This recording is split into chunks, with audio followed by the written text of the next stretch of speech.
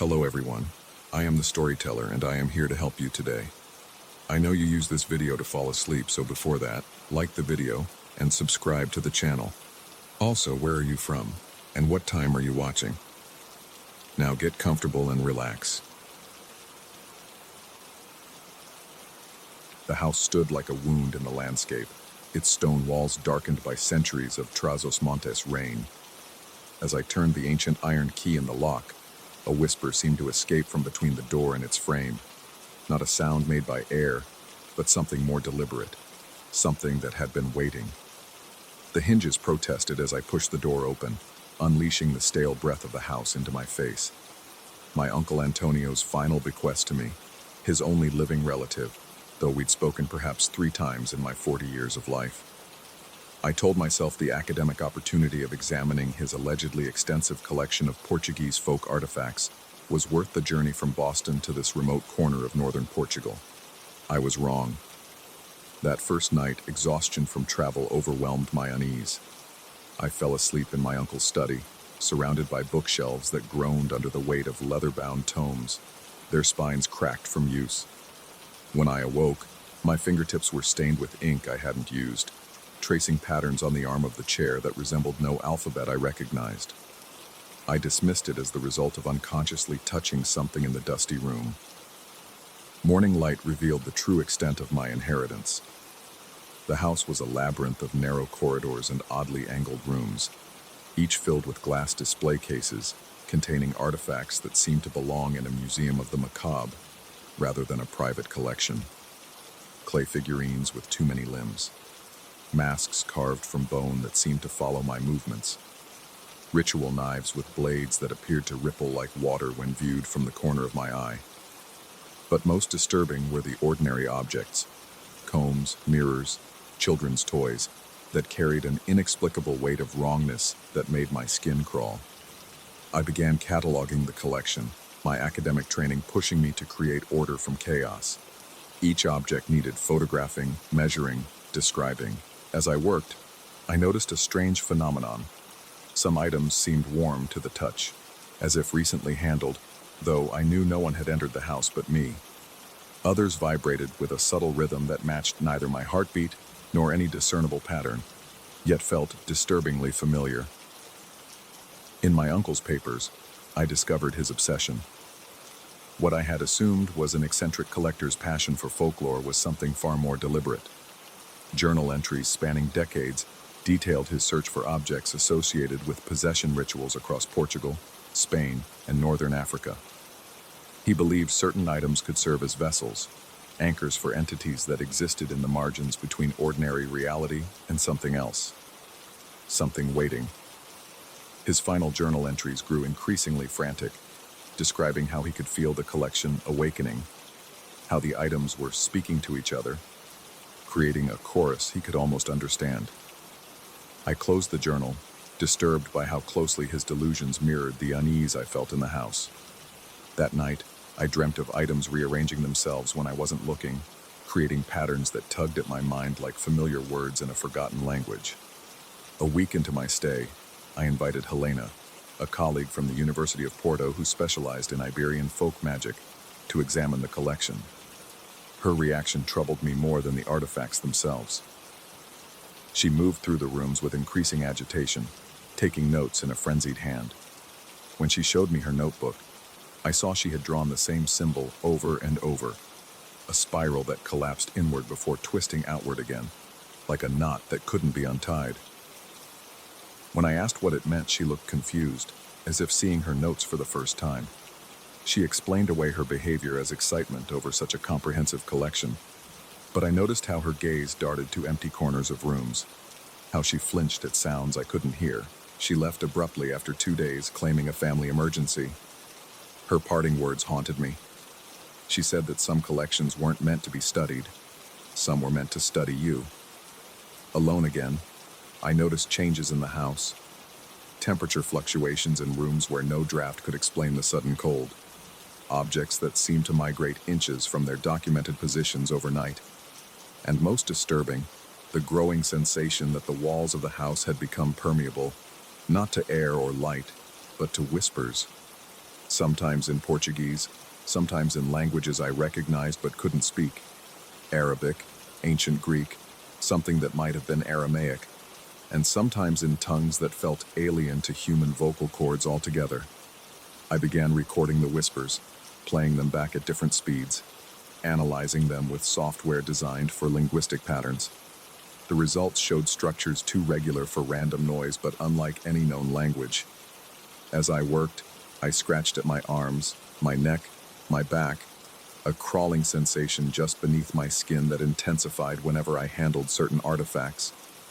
The urge to dig into my flesh, to extract whatever was moving there, became nearly overwhelming at times.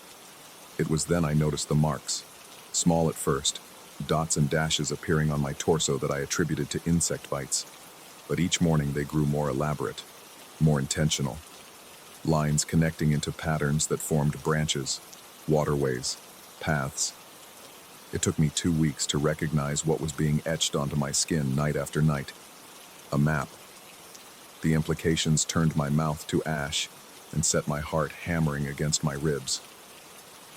I avoided sleep, surviving on coffee and fear. In my uncle's most obscure texts, I found references to dermal cartography, the practice of entities using a host's skin to map their way into our world. The house wasn't just housing the collection, it was becoming an incubation chamber, and I was becoming a door. My research focus shifted from cataloging to understanding what my uncle had truly been collecting. I abandoned classes back at the university, requesting an emergency sabbatical. My colleagues expressed concern at my increasingly erratic emails and phone calls. I couldn't explain to them that I was standing at the edge of a discovery that would rewrite our understanding of consciousness itself, that the boundaries between mind and object, between self and other, were not fixed but permeable. That intelligence could exist within materials, spread across networks of seemingly inert items, waiting for the right configuration to awaken. The villagers stopped visiting after the first month.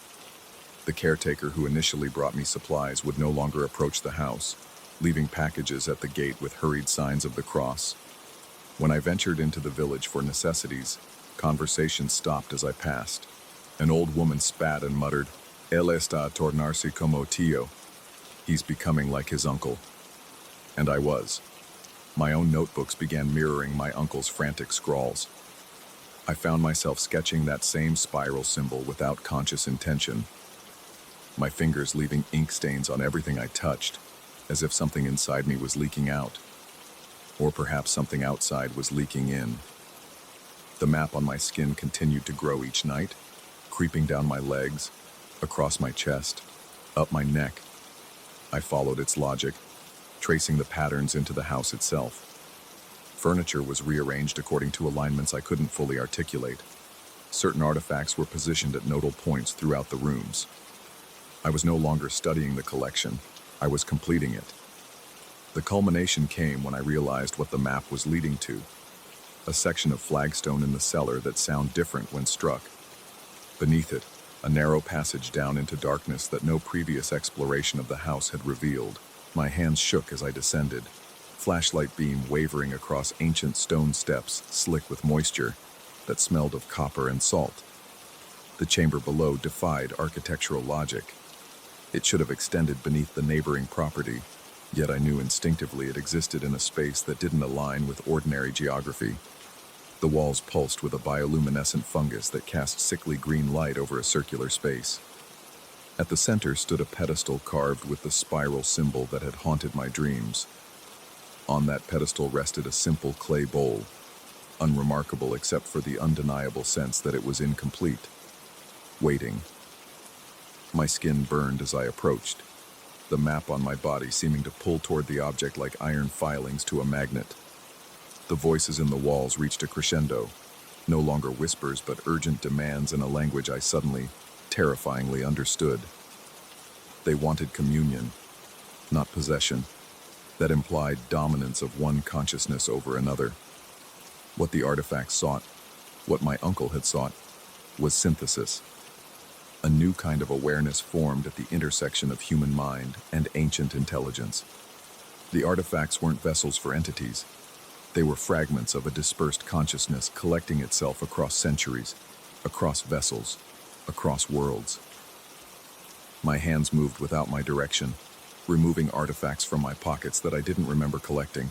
A bone needle, a shard of mirror, a tooth worn smooth with age. They arranged themselves around the bowl, and I understood with perfect clarity what the final component must be. The ingredient that would complete the circuit. My blood. The map on my skin burned as if the lines were being traced with fire. Standing there, sweat soaking my clothes, heart threatening to burst from my chest, breath coming in ragged gasps, I faced the most important choice of my life. To become the door through which something ancient would step into the world, or to turn away, to leave the collection incomplete. I would like to say I chose resistance, that some core of my identity remained untouched by the whispering influence that had seeped into my mind, that the professor of comparative mythology from Boston had maintained his rational skepticism in the face of impossible knowledge. But as my hand reached for the ritual knife at my belt, another item I had no memory of acquiring, I recognized a terrible truth. There was no possession occurring, no external force compelling my actions. The fragments of consciousness embedded in the artifacts had already merged with my own, had been doing so since I first set foot in the house. The map wasn't for them to find their way in. It was to show me what I had already become. I left the chamber without completing the ritual, not from courage or resistance, but from the understanding that it was unnecessary. I carefully replaced the flagstone, returned to my uncle's study, and began writing letters. To my department chair, announcing my indefinite extension of sabbatical, to realtors in neighboring villages, inquiring about additional properties, to contacts at museums and private collections, seeking information on other artifacts that matched specific, unusual criteria. In the mirror, I no longer see the map on my skin, though I know it remains, invisible but present. The whispers have quieted, not because they've gone, but because they no longer need to convince me of anything. I am both collector and collection now, vessel and content, host and hosted. Visitors still come occasionally, colleagues, concerned friends, potential sellers of artifacts. They leave changed, carrying small objects I press into their hands as gifts. They begin their own collections, draw their own maps. Sometimes they write to me of whispers they hear in their walls, of dreams filled with spirals that have no beginning or end. I tell them not to be afraid. After all, we've never truly been alone in our minds. The house stands now as it always has, a wound in the landscape. But wounds are also openings, places where barriers thin and separate worlds can touch. I am its caretaker now, as my uncle was before me. I have all the time in the world to complete his work. Our work. Their work. The distinction hardly matters anymore. Story 2. The first anomaly appeared on my smartwatch at 3:17 a.m. I wasn't supposed to be awake, but insomnia had been my constant companion since moving into this house. The device vibrated against my wrist, a notification I'd never seen before. Dual heartbeat detected. The screen displayed 2 identical cardiac rhythms, perfectly synchronized, both registering at 72 beats per minute. I tapped the screen, assuming it was a software glitch.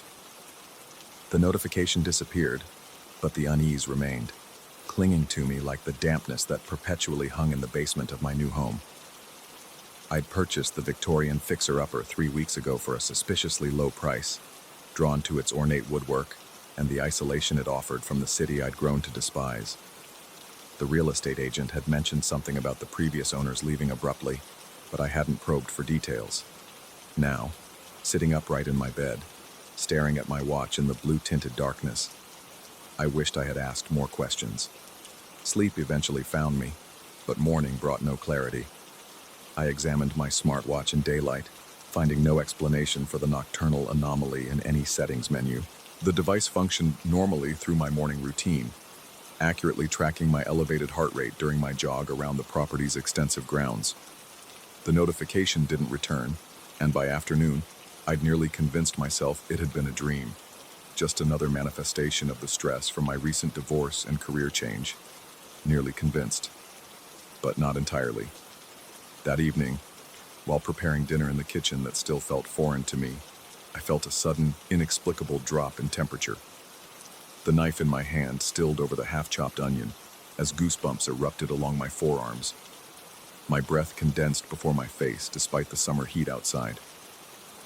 The sensation lasted no more than 10 seconds before the room returned to normal, leaving me standing rigid, the knife clutched in my white-knuckled grip. I tried to rationalize it, an anomaly in the ancient HVAC system perhaps. But the seed of unease planted earlier had begun to germinate. The second incident occurred 3 days later. I was descending the main staircase when my smartwatch vibrated again. The same notification appeared. Dual heartbeat detected. This time I stopped immediately, standing perfectly still on the 10th step from the bottom. Both heartbeats registered at 83 BPM. My actual pulse thrummed in my ears, certainly faster than that. I remained motionless, watching the screen, when something caused me to turn around. Nothing was there, but a floorboard creaked on the landing above, as if bearing weight. My mouth went dry as I heard another creak, then another, mimicking the exact pattern of steps I'd taken moments before. The sound stopped precisely where I had paused. I held my breath, ears straining in the silence. That night, I researched smartwatch malfunctions until my eyes burned. Technical forums offered explanations ranging from electromagnetic interference to sensor degradation. None mentioned dual heartbeat readings. I messaged the manufacturer's support team, describing the issue in clinical terms that belied my growing fear. Their automated response promised a human reply within 2 business days. I didn't sleep. Instead, I listened to the house settling around me. At least that's what I told myself the sounds were. Just a house settling. Not footsteps that paused when I paused. Not doors opening moments after I'd passed through them. By morning, exhaustion had rendered me simultaneously dulled and hypersensitive. I shuffled through my routine in a haze, jumping at every noise. During breakfast, I dropped my mug when the refrigerator compressor kicked on. Coffee spilled across the kitchen floor in a dark puddle that, for a sickening moment, appeared to be spreading in the wrong direction, toward me rather than away. Despite my fatigue, I decided to go for a jog, hoping the physical exertion might reset my increasingly erratic thoughts. The early autumn air bit at my lungs as I followed the gravel path that circled the property. My breathing fell into rhythm with my footfalls, and gradually, the tension began to ease from my shoulders. Then my watch vibrated. Dual heartbeat detected. I stopped abruptly, my own heart now pounding well above the 79 BPM displayed on the screen.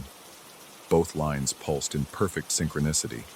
Sweat that had nothing to do with exertion beaded on my forehead as I slowly turned around. The path behind me was empty, stretching back toward the house that loomed against the gray sky. But as I stood there, the gravel crunched, exactly where I had just placed my foot a moment earlier. Then another crunch, precisely retracing my previous step. The invisible footfalls approached steadily, matching the rhythm of the second heartbeat on my watch screen. A surge of primal terror propelled me forward. I ran faster than I ever had, my lungs burning, legs pumping. I didn't look back. I couldn't. The knowledge that something was behind me, mimicking my every movement exactly 1 second after I made it, was too horrifying to confront. I burst through the front door, slamming it shut and engaging every lock with trembling hands. I pressed my back against the wood, chest heaving, ears straining. For several long moments, nothing happened.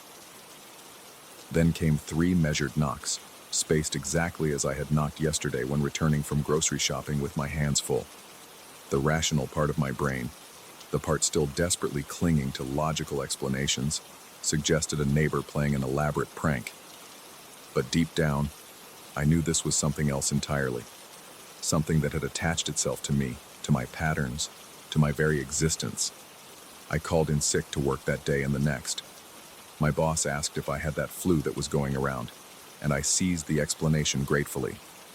Yes, I told him, just a fever and chills. Nothing supernatural, nothing tracking my movements and heartbeat.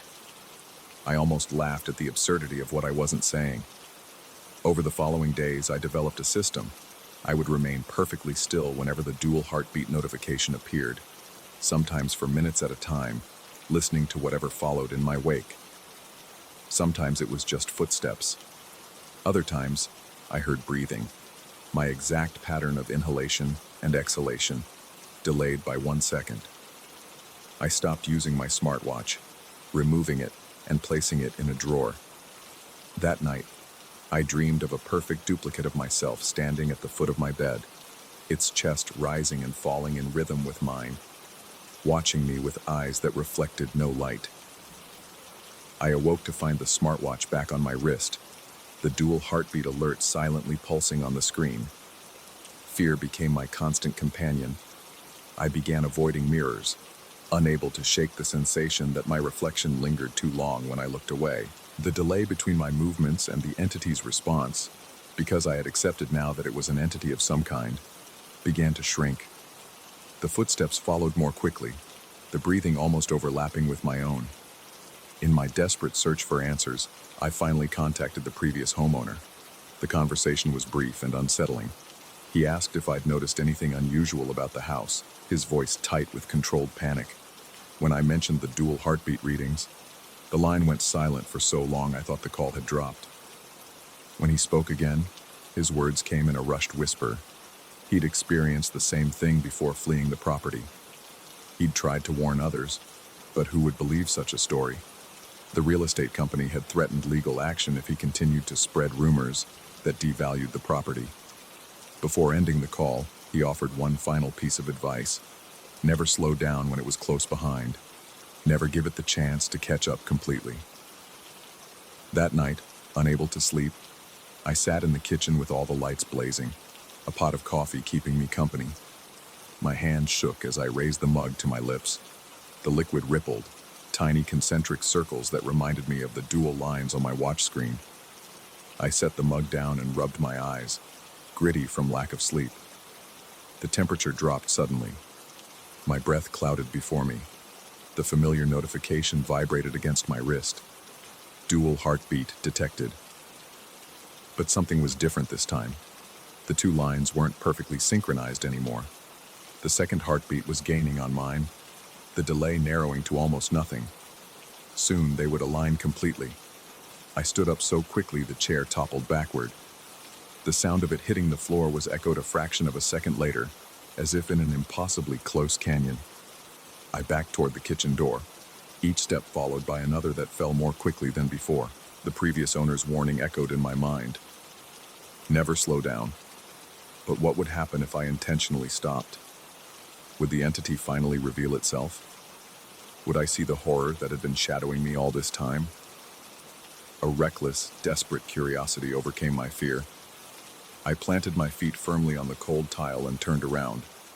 Nothing visible stood before me, but I could feel a presence, so close now that the air between us seemed compressed, charged with potential energy. On my watch screen, the two heartbeats began to merge, the peaks and valleys becoming indistinguishable from one another. "What do you want?" My voice emerged as a hoarse whisper.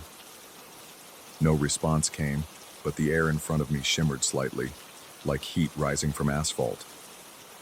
I raised my hand slowly, extended my fingers toward the disturbance. An icy sensation shot up my arm as my fingertips breached what felt like a membrane of cold energy. My watch emitted a high-pitched tone I'd never heard before. The merged heartbeats on the screen began to accelerate in unison, climbing past 100 BPM, then 120. I tried to withdraw my hand, but it wouldn't move. Something held it in place. The shimmering air began to coalesce, forming a shape that was horribly, impossibly familiar. I was looking at myself, but not as if in a mirror. This version of me was slightly transparent, like a projection, and its movements weren't quite right. Too fluid, too perfect. It mimicked my expression of horror with flawless precision, but its eyes remained empty, devoid of the fear plainly visible in my own. When it opened its mouth, I opened mine too, involuntarily, as if my body was now the one following a pattern established elsewhere. No words came from either of us.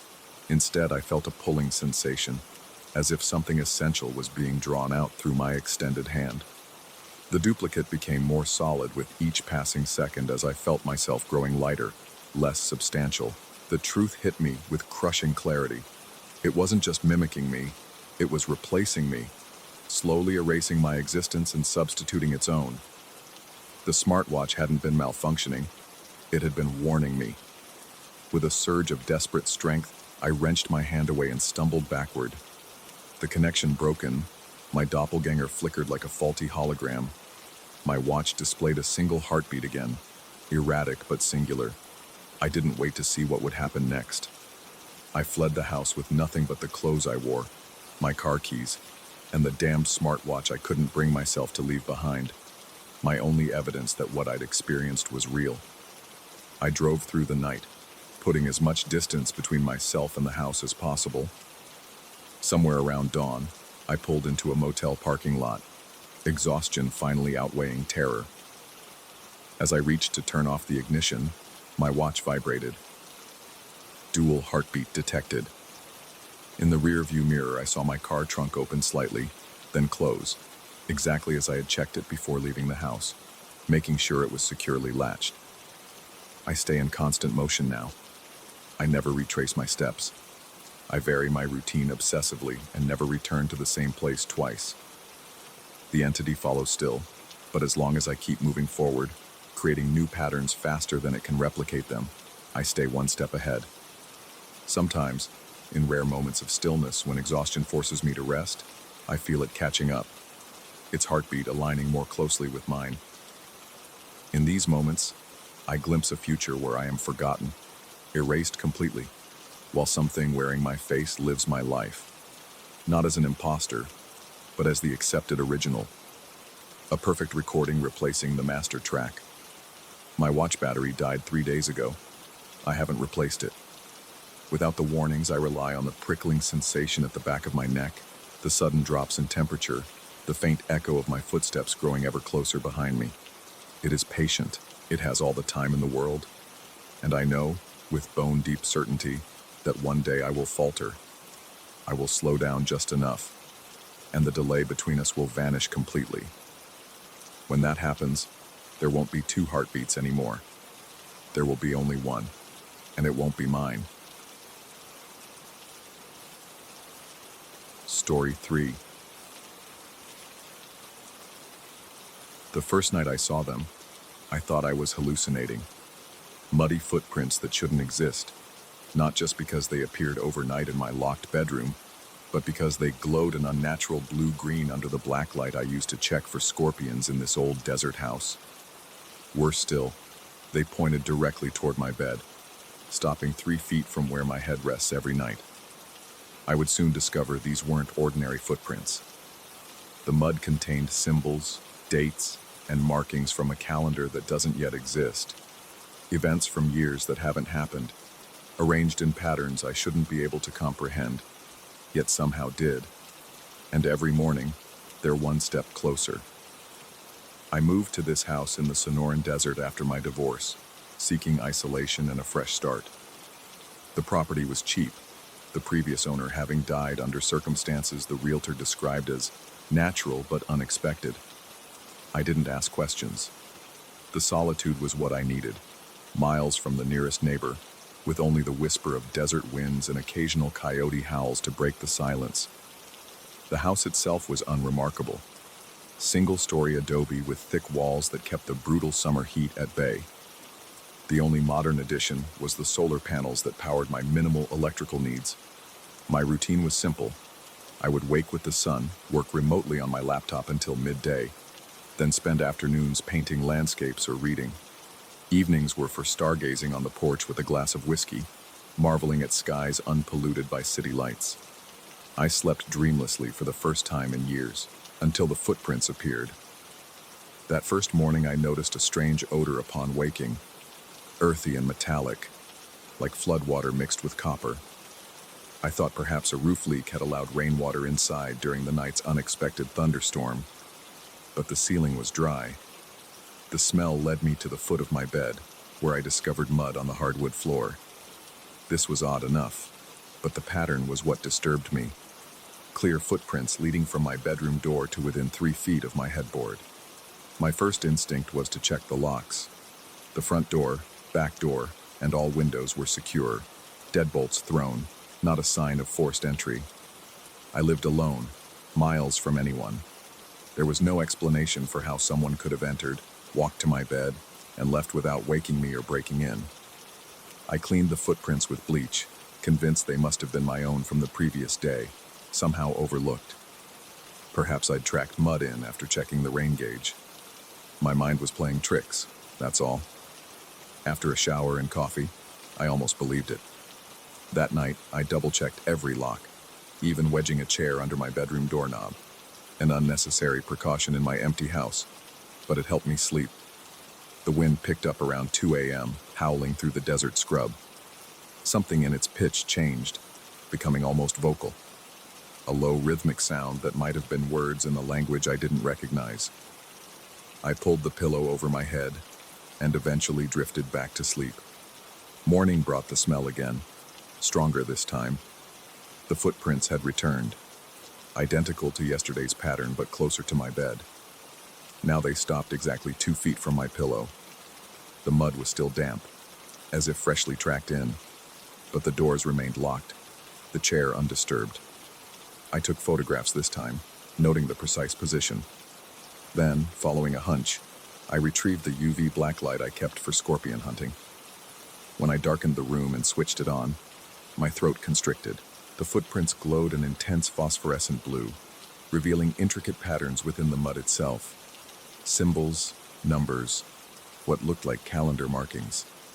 I leaned closer, my heart pounding against my ribs. The date formats were familiar but wrong.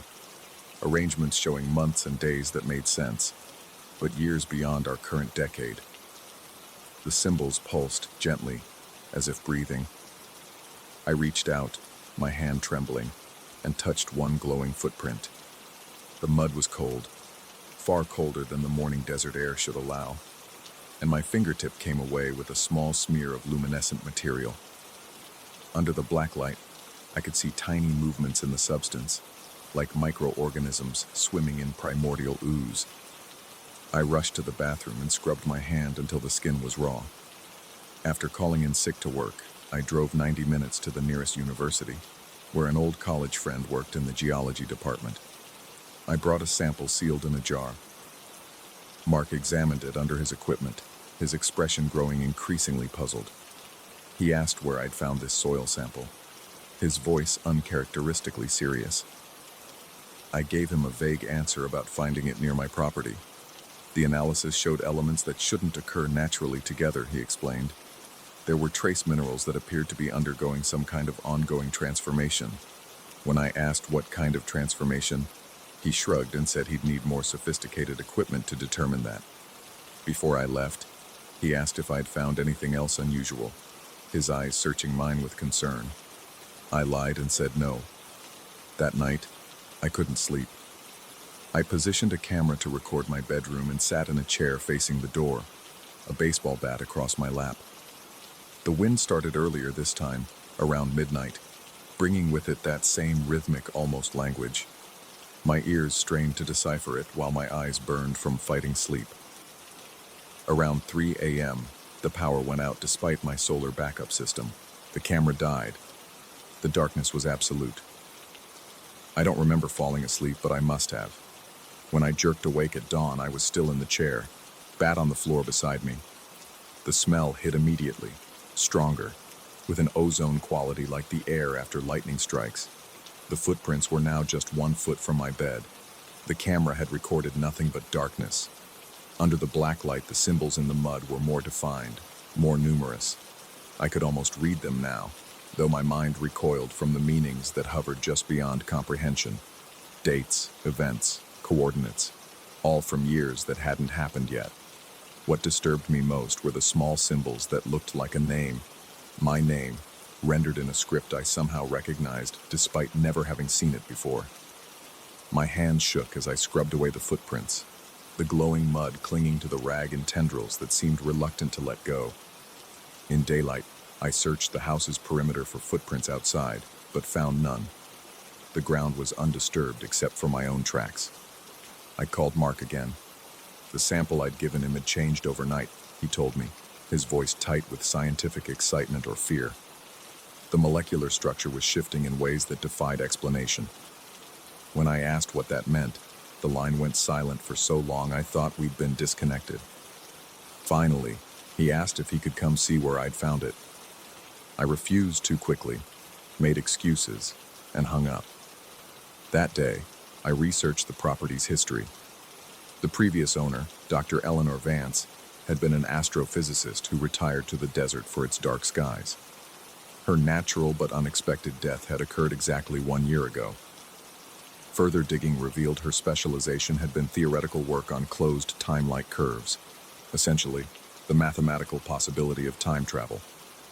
The implications made my skin crawl. What if these weren't footprints coming toward my bed, but rather going away from it? What if something was visiting me from my bed, night after night, walking backward through time? I almost left that afternoon, threw essentials in my car and made it halfway down the drive before stopping. Where would I go? What would I tell people? That mud from the future was creeping toward my pillow. I'd sound insane, and something deeper held me back. A growing certainty that whatever was happening was meant specifically for me, would follow me wherever I ran. So I returned, installed more lights, placed motion sensors at every possible entrance, set multiple cameras recording to a cloud server, swallowed caffeine pills to stay awake. None of it mattered. The footprints appeared again that night, now mere inches from where my head would have been had I slept in the bed. The symbols were fully legible to me now, though I couldn't explain how I understood them. They told a story, my story, with an ending date that was approaching rapidly. The mud contained microscopic machines, I realized, not extraterrestrial, but human-made from a technology that doesn't yet exist. They were programmable matter, assembling itself into patterns that could interact with human consciousness across time. The footprints weren't a threat, they were a message. From myself. My future self was reaching backward, walking night after night from some point in the coming decade to deliver information critical to both our survival. The world changes dramatically in the timeline recorded in those muddy footprints: environmental collapse, technological singularity, the discovery that consciousness can move through time in ways we never imagined. Tonight will be the final night. The footprints will reach my pillow. I've placed my head there deliberately, waiting. My heart hammers painfully against my ribs. My mouth desert dry despite the water I keep sipping. Sweat soaks the sheets though the night is cool. My mind races between terror and exhilarated anticipation. Will I meet myself face to face? Will the knowledge transfer directly into my brain when the temporal loop closes? Or will the mud simply consume me, pulling me forward to become the version of myself that started this journey? The wind rises outside, carrying that rhythmic, not-quite language that I now recognize as my own voice, distorted through the dimensional barrier. The lights flicker, then stabilize. On my bedside table, the jar of glowing mud pulses in synchronization with my heartbeat. I lie down and wait, watching the darkness with wide eyes. The clock ticks past midnight, then 1 a.m. At precisely 3:17, the room temperature plummets. Frost forms on the windows despite the desert heat that lingered at sunset. The black light switches on by itself, revealing nothing yet on the floor, but something begins to glow beneath the bed. The start of a footprint emerging not from the door this time, but from under me, as if rising through the floor. I hold my breath as the mud bubbles up, forming the now familiar pattern. It isn't coming toward the bed anymore. It's forming in place, directly beneath where I lie rigid with terror and wonder.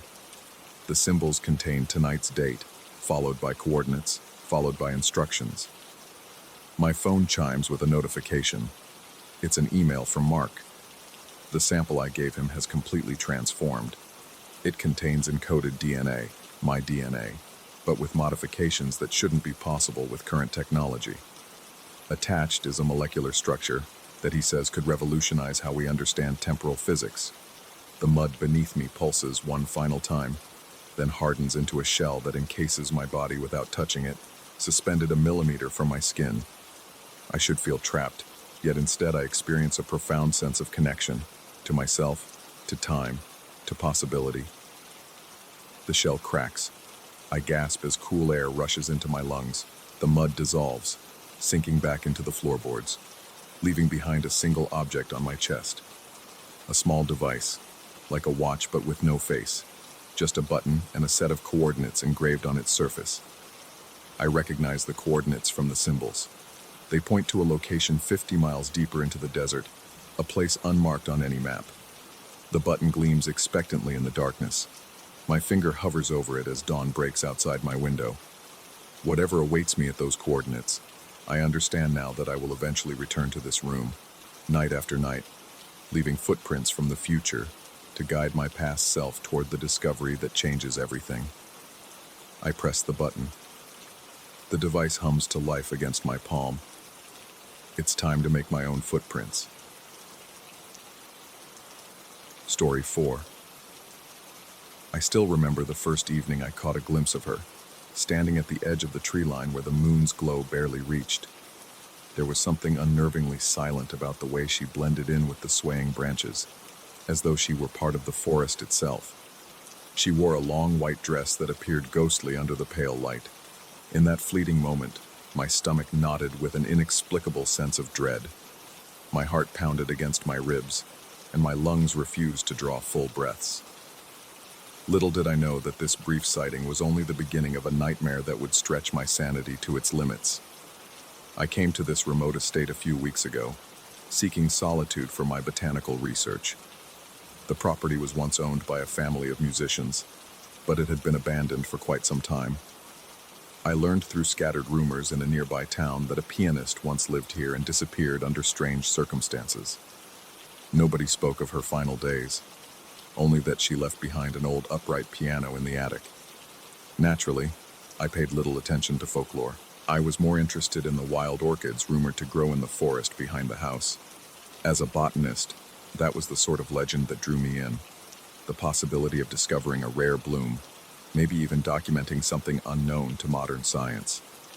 On my first night, I settled into the creaking house, setting up my small bedroom on the second floor. Right away, I felt ill at ease.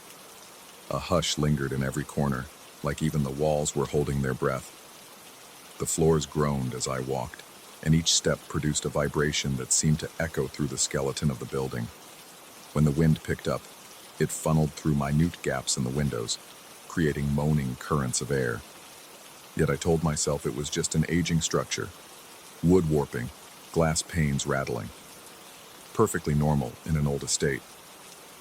Over the next few days, I busied myself by inspecting the greenhouse out back and exploring the gardens that sprawled across the property. The land was lush, but had a peculiar pattern of decay. It was not random overgrowth. The plants seemed to be dying in circular formations. Bright green shrubs would suddenly wither around the edges, forming near-perfect rings of shriveled leaves. The sight unnerved me, but I convinced myself it could be a fungal outbreak or some other localized disease. My specialty is botany, after all. I had studied countless plant infections, and I was determined to identify this one. That determination, however, was overshadowed by a creeping unease. In one corner of the gardens, I saw white roses spattered with what looked like red stains. At first glance, I assumed it was an infestation of insects leaving dark spots. But on closer inspection, heart pounding in my chest, sweat forming on my brow, I realized the spots were not typical of pest damage. They resembled splashes of liquid. They reminded me of dried droplets of blood. I ran my fingers over the petals, feeling a residue that seemed tacky. My breath caught in my throat. I tried to remain logical. Maybe it was a rare mold or a fungal spore I had never encountered. But my pulse raced, and I found my throat desert dry. Something about it was deeply wrong, making the back of my neck prickle with cold sweat. By the fourth night, the oppressive mood of the estate tightened around me. My chest felt heavier every day, as if the air grew denser. I started hearing a faint, intermittent noise late at night, like distant, off-key piano notes. I reminded myself of the old piano stored in the attic. Could it be the wind somehow brushing the strings? The notion seemed improbable, but the alternative, that someone was actually playing, sent a jolt of anxiety through me. I decided not to investigate that first night, choosing ignorance over a deeper fear. Yet I lay awake for hours, the dissonant chords echoing behind my eyes. I kept recalling the silhouette I had seen near the forest that first evening. Initially, I had chalked it up to exhaustion and an overactive imagination. But when I stepped outside one afternoon to collect soil samples, I spotted her again. She was closer this time, not just a blurred shape in the distance. She wore the same white dress, but now the hem looked soggy and stained. My heart thundered. The air around me felt suddenly hot despite the cool breeze. I wiped sweat from my forehead, feeling a growing panic. The question hammered in my mind. Why was her dress stained red? Was it mud, algae from the nearby pond, or something more sinister? When I tried to approach, she vanished behind a copse of evergreens. I stood there, heart racing, breath catching in short gasps, until I worked up the courage to follow. But I found only empty shadows. The undergrowth had not even been disturbed. That detail made the hair on my arms stand on end. My hands trembled as I made my way back to the house, struggling to maintain composure. Nighttime offered no relief. My sleep was punctured by the twisting melodies coming from the attic, faint piano tunes that never formed a coherent song. They always ended on an off note, as if the unseen player lost the ability or the desire to finish properly. Each time I heard those dissonant endings, a wave of nausea swept over me. It felt like a signal of something incomplete, something that refused to rest. Night after night, I wrestled with my sheets, face clammy, heart pounding, as though trying to break free of my chest. It was during one of these restless nights that I ventured upstairs with a flashlight. The attic staircase groaned under my weight, every step sending dull echoes through the corridors. The doorknob to the attic was ice cold against my palm. Beyond it, the room was a clutter of dust-laden boxes and old furniture shrouded in cobwebs. In the far corner stood the upright piano, its lid half open as though someone had just been playing. The flash of the beam on its keys made my stomach lurch for reasons I still cannot fully articulate. It felt like a living presence, an instrument that had grown a consciousness of its own. No one was there, of course. I hovered, breathing in sharp, panicked bursts. My mouth had turned so dry I could barely swallow. My heart hammered a rapid, irregular beat. The single window in the attic let in only a slice of moonlight, illuminating floating dust motes in the stale air. The entire room felt claustrophobic, as if the walls were pressing inward. I forced myself closer to the piano. The keys remained still. Yet I sensed a quiet vibration under my fingertips when I hovered my hand above them, as though an unseen energy lingered. My sense of unease deepened the following morning when I found strands of black hair in the drawer where I kept my horticultural tools. These were long, silky strands, coiled like a serpent on the wood surface. My pulse hammered. I hadn't had any visitors. I certainly did not have black hair. My hair is short and brown. Even so, I tried to rationalize it. Perhaps a clump of hair had gotten mixed in with the supplies I brought from the local market. But that explanation felt flimsy. Shaken, I threw the hair away. Over the next few days, though, I discovered more strands in various places. Inside my coat pocket, under my pillow, and even beneath a stack of botanical notes. As I tried to focus on my research, the plants around the estate worsened. Their leaves curled inwards, turning a sickly gray, and entire patches would turn to rot overnight, always in a near-perfect circle, as though following the path of some invisible plague. The white blooms were particularly jarring, large, lovely petals that overnight would appear splattered with red. Each new ring of decay made me feel like I was being corralled toward the house, as if the forest were intentionally shrinking.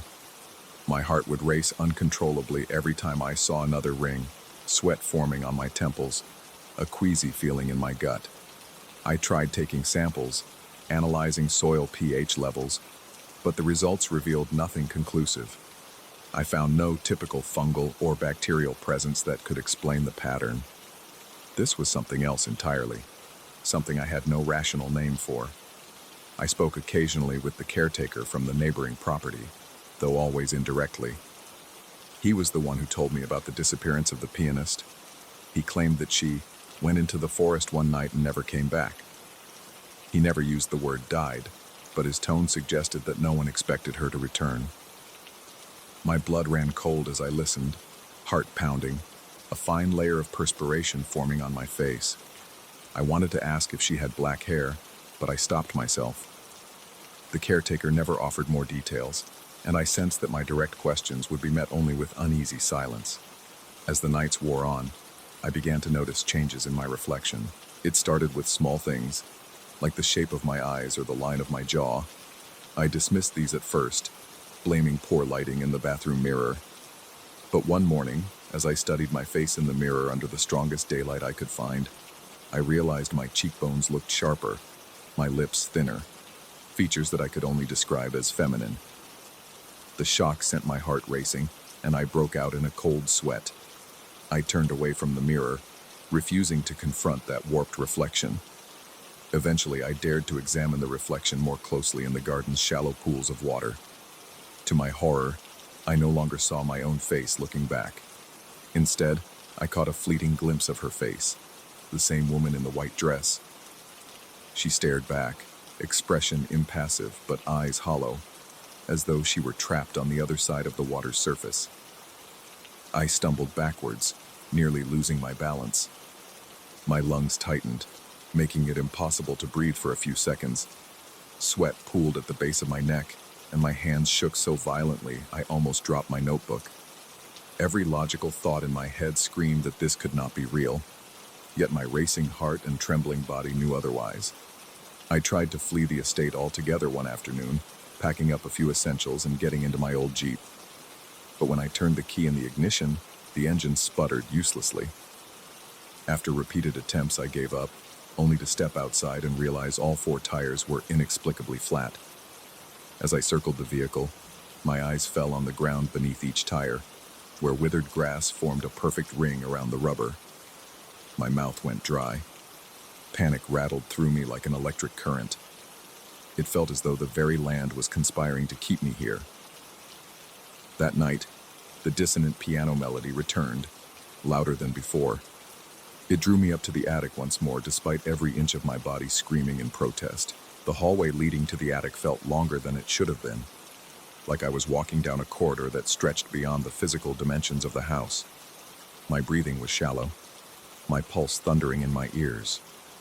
My flashlight flickered, and in those moments of darkness, I swore I could feel a presence brushing past me in the narrow space. When I reached the attic, the piano was playing by itself. No visible hands pressed the keys, yet the sound reverberated through the rafters. I stood frozen, each note sending tremors through my spine. My breath came in short gasps, sweat stinging my eyes. Then the melody ended abruptly on another dissonant chord, jarring me like an electric shock. In that suffocating silence that followed, I felt something move behind me. I spun around, heart thumping so hard I thought my chest would burst. No one stood there, but I smelled a faint, sickly scent of wet earth and decaying flowers, the same odor that clung to those red-stained rose petals. My skin crawled, and the hair on my arms stood at attention. I stumbled backward, half convinced I was losing my mind. Then I felt a strand of hair brush against my cheek. Reaching up, I found a long black lock that had somehow fallen onto my shoulder. In my confusion and terror, I slammed the attic door behind me and rushed downstairs. My feet nearly slipped on the steps, and my heart felt ready to give out. That evening, I barricaded myself in the study, refusing to let the darkness and the piano's melodies overtake me. My mind raced, trying to piece together the events. The woman in white, the changes in my reflection, the hair, the bizarre patterns of plant decay. Everything felt connected to the missing pianist, as though she was reaching across some boundary, trying to take something back. My own face, my own essence, seemed to be slipping away. When the sun's rays finally broke the horizon, I forced myself outside to the gardens. I needed answers, or at least a last stand of courage. The morning air was crisp, but my skin felt clammy, sweat pooling along my hairline. My heart hammered as I neared one of the shallow reflecting pools. As if compelled by some dreadful curiosity, I knelt down and looked into the water. Her face stared back at me, more vivid than before, with eyes so dark they seemed endless. But this time, I fought the urge to recoil. I glared back at that reflection, determined not to let it consume me. In that moment, I remembered something the caretaker had whispered indirectly, that some believed the pianist was bound to the estate, wandering the halls, searching for someone to finish her final piece. My entire body tensed, and my breath grew rapid. Perhaps she was clinging to whoever was foolish enough to stay in her old home. The reflection's mouth curved into what might have been a faint, sorrowful smile. My throat felt tight, and I tried to steady my breathing. I dipped my trembling fingertips into the water. The reflection shimmered and fractured, then returned to my own face. My features still slightly altered, but undeniably mine again. A jolt of possibility coursed through me. Maybe there was a way to break whatever tie she had formed. I rushed back inside, ignoring the trembling in my hands and the sweat soaking my collar. I headed straight for the attic, flung open the door, and approached the piano. I didn't know how to play a single note properly, but I sat on the dusty bench, placing my hands on the cold keys.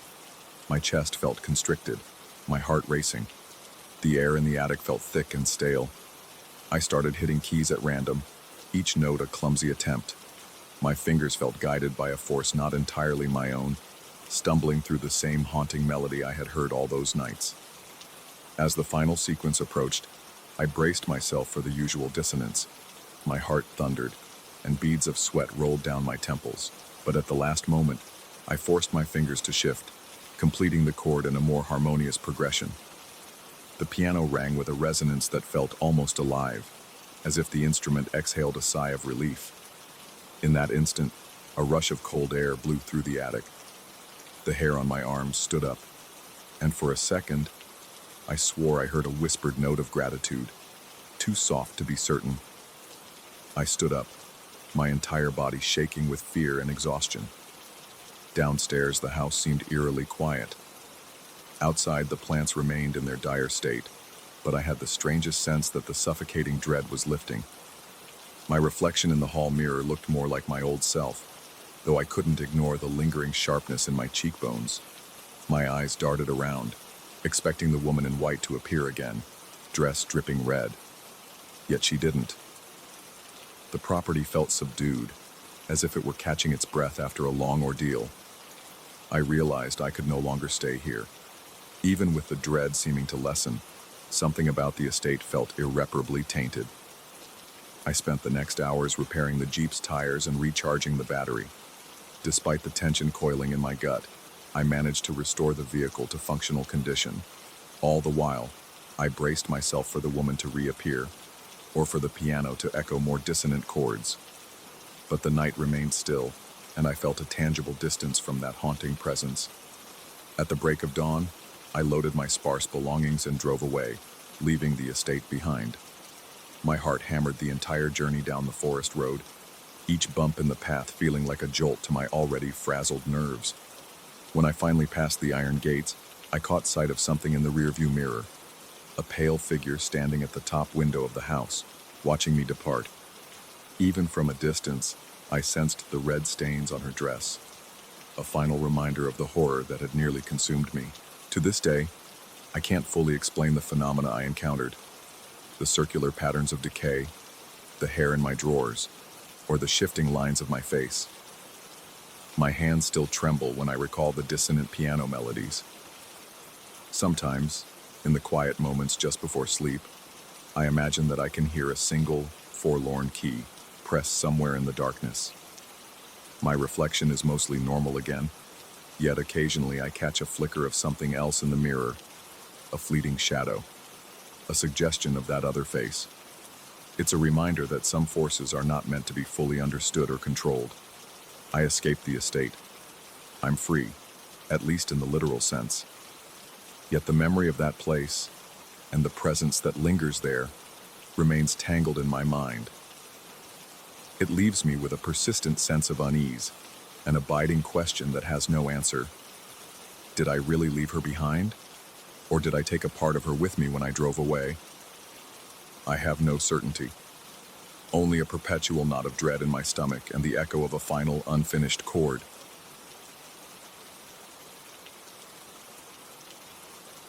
Story 5.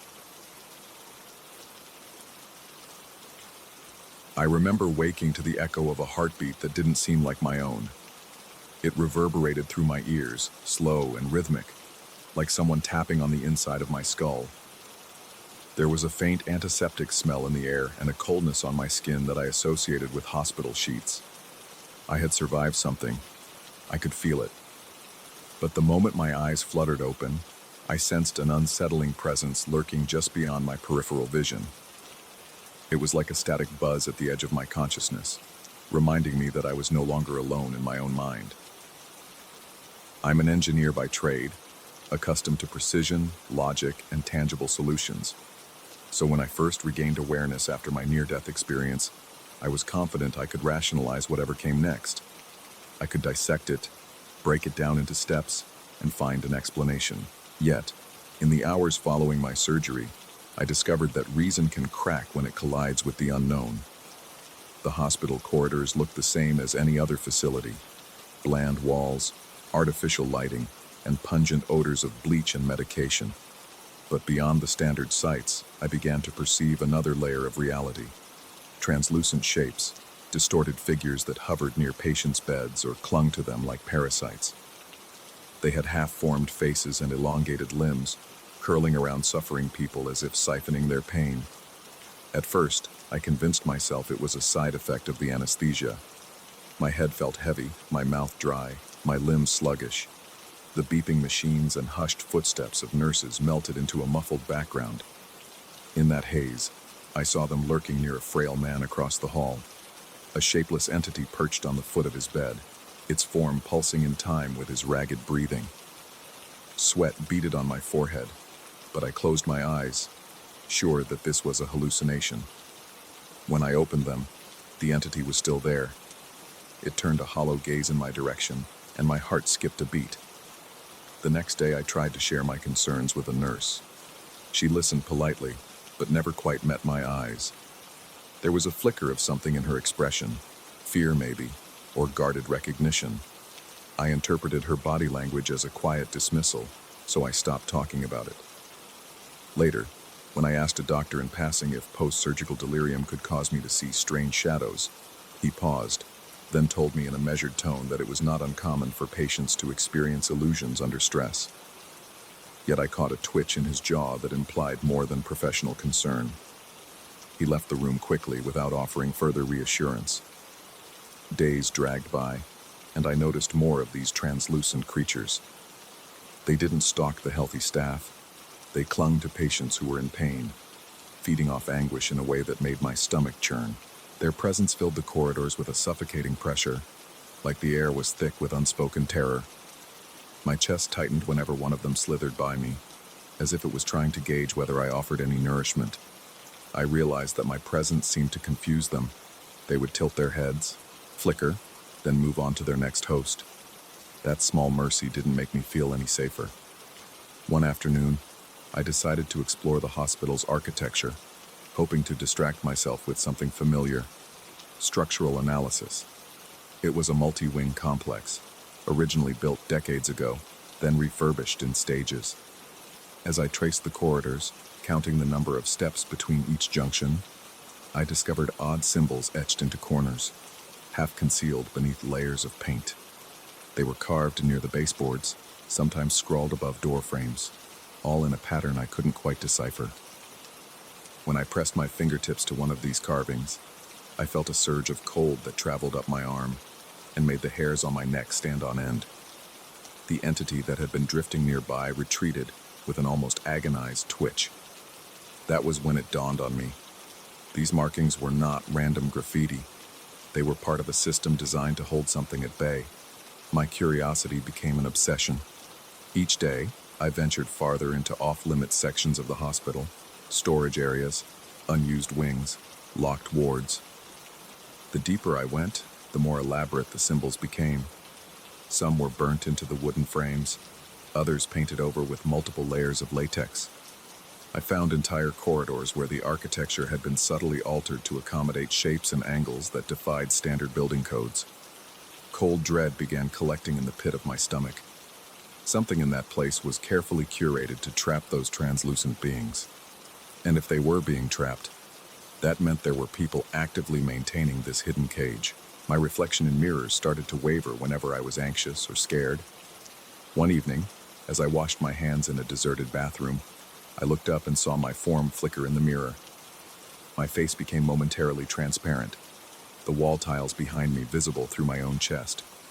My heart rate spiked, and I stumbled backward, nearly knocking over a metal waste bin. When I pressed my hand against the mirror, it felt cold and unyielding, yet my reflection rippled like a disturbed pond. That incident left me breathless, drenched in sweat, my lungs working overtime just to pull in a decent breath. I tried to confide in a doctor I had grown to trust, someone who had been overseeing my recovery. Instead of looking alarmed, he offered a vague, non-committal reassurance that everything would be fine soon. He spoke in a low voice about how some patients become hyper-aware of their surroundings post-surgery, but I caught the gleam in his eyes. It was a look of knowing, not disbelief. In an offhand comment, he mentioned that my surgical scars had healed remarkably fast, forming unusual patterns. He carefully avoided elaboration. I felt a spike of adrenaline surge through my veins. A few nights later, I stood in my hospital room, feeling restless and on edge. I lifted my gown to look at the scars on my torso. The lines were too deliberate, shaping intricate motifs that almost resembled the symbols carved into the hospital walls. My breath caught in my throat. The realization was like a punch to the gut. These scars weren't accidental. They were part of a design, a living tattoo etched into my flesh. Pacing the room, I questioned my sanity. Surely I was interpreting normal scar tissue as something sinister. But each night I watched the edges of those scars glow faintly under the fluorescent lights. My body trembled at the sight, my heart pounding so hard it felt like it might tear right out of my chest. If I concentrated, I could sense those figures lurking beyond the door, as if drawn to me. Their elongated faces flickered just at the threshold, unable or perhaps unwilling to cross over. It seemed as though my newly formed symbols were calling to them. In moments of high stress, when I felt cornered or overwhelmed, I noticed objects sometimes passed right through my arms or torso, like my body was temporarily losing its solidity. One morning I dropped a pen and instinctively bent to pick it up, only for my hand to phase through the pen as though I were a ghost. My heart hammered, and a wave of nausea forced me to lean against the wall. It took a few seconds for me to regain a solid grip on the real world. When I finally managed to grab the pen, it felt too real, too cold in my fingers, as though mocking me for my fleeting insubstantiality. As my condition worsened, the hospital staff grew more distant. Their smiles were forced, their answers curt. Some nurses scurried away the moment they saw me. A few seemed genuinely concerned, but an undercurrent of fear or reverence rippled through their expressions. Eventually, I overheard hushed conversations suggesting that a select group of doctors and administrators were part of something bigger, a cult-like circle that maintained the hospital's twisted architecture. Word traveled among staff that I was special, that I was chosen to be a conduit. Although no one confronted me directly, the rumors made my blood run cold. It seemed these people could also see what I saw, and they had intentionally done something to link me to these entities. One particular evening, I snuck into a dimly lit hallway that led to a neglected storage room. My hands were clammy, my pulse frantic. Inside, shelves of old medical files lined the walls. I rummaged through them with trembling fingers, scanning for references to surgeries matching my date and operating room. My vision blurred from anxiety, but I eventually found a folder marked with cryptic symbols similar to those on my scars. I flipped through pages of typed medical jargon and discovered a detailed drawing that matched the precise pattern across my abdomen. The notes referred to a ritual procedure performed under the guise of emergency surgery, designed to bind a patient to the in-between. I nearly collapsed on the spot, sweat trickling down my spine in icy rivulets. My entire body shook with terror as I realized my near-death experience might have been orchestrated. That night, I fled my room in a panic. My breath was ragged, and each step felt like wading through thick fog. I turned corner after corner, the fluorescent lights flickering overhead, leaving me momentarily in darkness. In those blackouts, the hallway seemed full of faint shapes that drifted closer, as if drawn by my fear. My heartbeat thundered in my ears, and I pressed a hand to the scar on my abdomen, feeling the raised lines burn against my palm. Eventually, I stumbled into a sublevel corridor I hadn't seen before. The air smelled stale, and the walls were dotted with more symbols, some of them half glowing under the faint emergency lights. At the end of the corridor stood a sealed door, heavy and ornate, completely out of place in a modern hospital. My engineering instincts kicked in, warning me that this door had been custom built, possibly to keep something locked inside, or to keep something out. I felt a shift in the air behind me. Turning around, I saw a doctor from my care team standing there, his gaze unwavering. He didn't speak in that moment, but I sensed the intensity in his eyes. After an excruciating silence, he explained in a calm, low voice that the hospital served as a boundary, a fortress that held these entities captive by architecture and ritual. He stated that my near-death experience had rendered me an ideal vessel, someone whose soul brushed against their domain and returned. The scars on my body, he hinted, were the final link in a chain intended to fuse my essence with the building's labyrinth of symbols. I noticed his hand trembling, though he tried to hide it. He seemed both complicit and tormented. I backed away, refusing to accept this destiny. My breaths came in frantic gasps, and I felt another wave of partial invisibility roll over me. My body flickered, and my vision went gray at the edges. For one harrowing moment, I slipped into that in-between realm, and the translucent creatures crowded around me. Their forms expanded, faces contorting, arms reaching out. I sensed an overwhelming hunger from them, as though the boundary was weakening, and they were eager to feast on raw emotion. Fighting the dizzying pull, I forced myself back to a solid state. My entire body was soaked in sweat, and my muscles shook from the effort. The doctor remained still, clearly torn, as if he was both guardian and prisoner of the same secret. I charged past him, ignoring the scraping burn in my chest. He didn't try to stop me. Perhaps he recognized that I would break their hold if I managed to leave the confines of the hospital. I found an unmarked side exit that led to a flight of stairs. Each step down echoed thunderously, the pounding of my heart matched by the dull ache from my surgical scars. The shapes darted at the edges of my vision, but they did not attack. It felt like they wanted to keep me within these walls. My breath came in shallow gulps, and my legs threatened to buckle with every step. Yet I pushed forward, gripping the railing until my knuckles burned.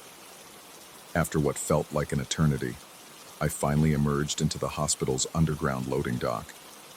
The air in that space was damp and musty, a stark contrast to the sanitized environment above. My mind spun with the knowledge of what had been done to me. There was no one around to question my presence. Only the harsh fluorescent glow of a few flickering bulbs illuminated the concrete floor. I could still sense something behind me, an unseen presence urging me to return. My hand absent-mindedly traced the scars on my abdomen, and I felt the symbols pulse with an icy surge. A wave of dizziness washed over me, but I steadied myself against a forklift and forced my feet to keep moving. At last, I stumbled outside into the night. The crisp air hit my lungs, and for the first time since the surgery, I felt a genuine glimmer of hope. I was no longer surrounded by sterile corridors and watchful figures. Yet my relief was short-lived. Glancing over my shoulder, I saw the hospital's silhouette looming under the moonlight, an imposing structure that seemed to hum with dark energy. Even out here, the scars on my body continued to pulse in an irregular rhythm, as though tethering me to that place. My steps slowed, and an uncertain fear took root in my chest. Would I ever truly be free? I stood under a flickering street lamp, its halo of light casting odd shadows on the pavement. My reflection in a nearby window wavered again, threatening to dissolve into transparency. I clenched my fists and refused to look away, determined to hold on to the last fragments of my normal life. A surge of adrenaline steadied my vision. In that moment, I vowed not to let whatever evil inhabited that hospital consume me. Even if my body became an unwilling anchor, I would fight the pull. Now, as I pen these words from a temporary room miles away, my heart still races with that memory. The horrors I witnessed linger in the edge of my sight, and sometimes I can almost hear the muted cries from those trapped entities. My scars remain, etched with impossible geometry that flares under certain lights. I sense that my presence, my very being, remains partially in that building, linked by forces I can't fully comprehend. And the worst part is that I can still feel them reaching out from across the distance. Logic tells me that I escaped that labyrinth of wards and hidden symbols. Yet every time I drift near sleep, my mind replays the muffled beeps, the hiss of respirators, and the pale, translucent figures roaming the halls, hungry for pain. In the darkest hours of the night, I wonder if I truly managed to leave at all, or if part of me remains behind, a prisoner to the unholy design. My body may be here, but my soul still hovers in that borderline realm, forever tethered to a nightmare that refuses to die. And sometimes, when I gaze into a mirror, I see not my reflection, but the hospital corridor looming behind me, beckoning me to return. Story 6. I felt the pressure in my chest the moment I stepped onto the stone pathway leading to that centuries-old guest house in Abydos. The sky was overcast, but the clouds themselves didn't explain the sinking sensation in my gut. It was as though I had entered a place that breathed on its own, a structure alive with memories too dense to disperse, despite the weight of centuries pressing down upon them. The walls, streaked with moss and unfamiliar dark stains, seemed to lean in my direction as I passed, as if eager to whisper secrets I wasn't yet prepared to hear. I am a gastronomic critic by trade, and I'd come to Abydos to explore the region's culinary scene for a piece I was writing. Local rumor suggested this particular guest house offered an unforgettable dining experience. I'd heard stories of subtle flavors that triggered profound emotional responses, and part of me was intrigued by the notion of psychological cuisine.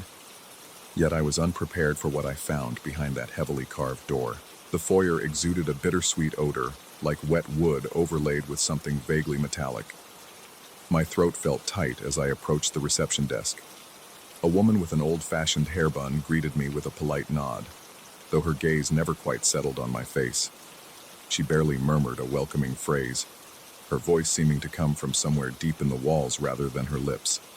My room, labeled Sala das Eras, was up 2 flights of creaking stairs. Each step resounded in the dim corridor like a solemn warning. The heavy door opened onto a small suite furnished with antique decor, a burgundy armchair, a writing desk scarred by countless knife markings, and a lamp that flickered with every shift of air. The bed's headboard was carved in swirling patterns I couldn't quite decipher, something akin to letters lost in time. As soon as I set down my bag, I felt a twinge of apprehension.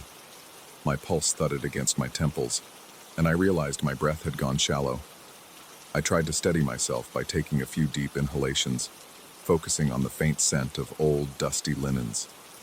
That first night, I ventured to the dining hall with genuine curiosity.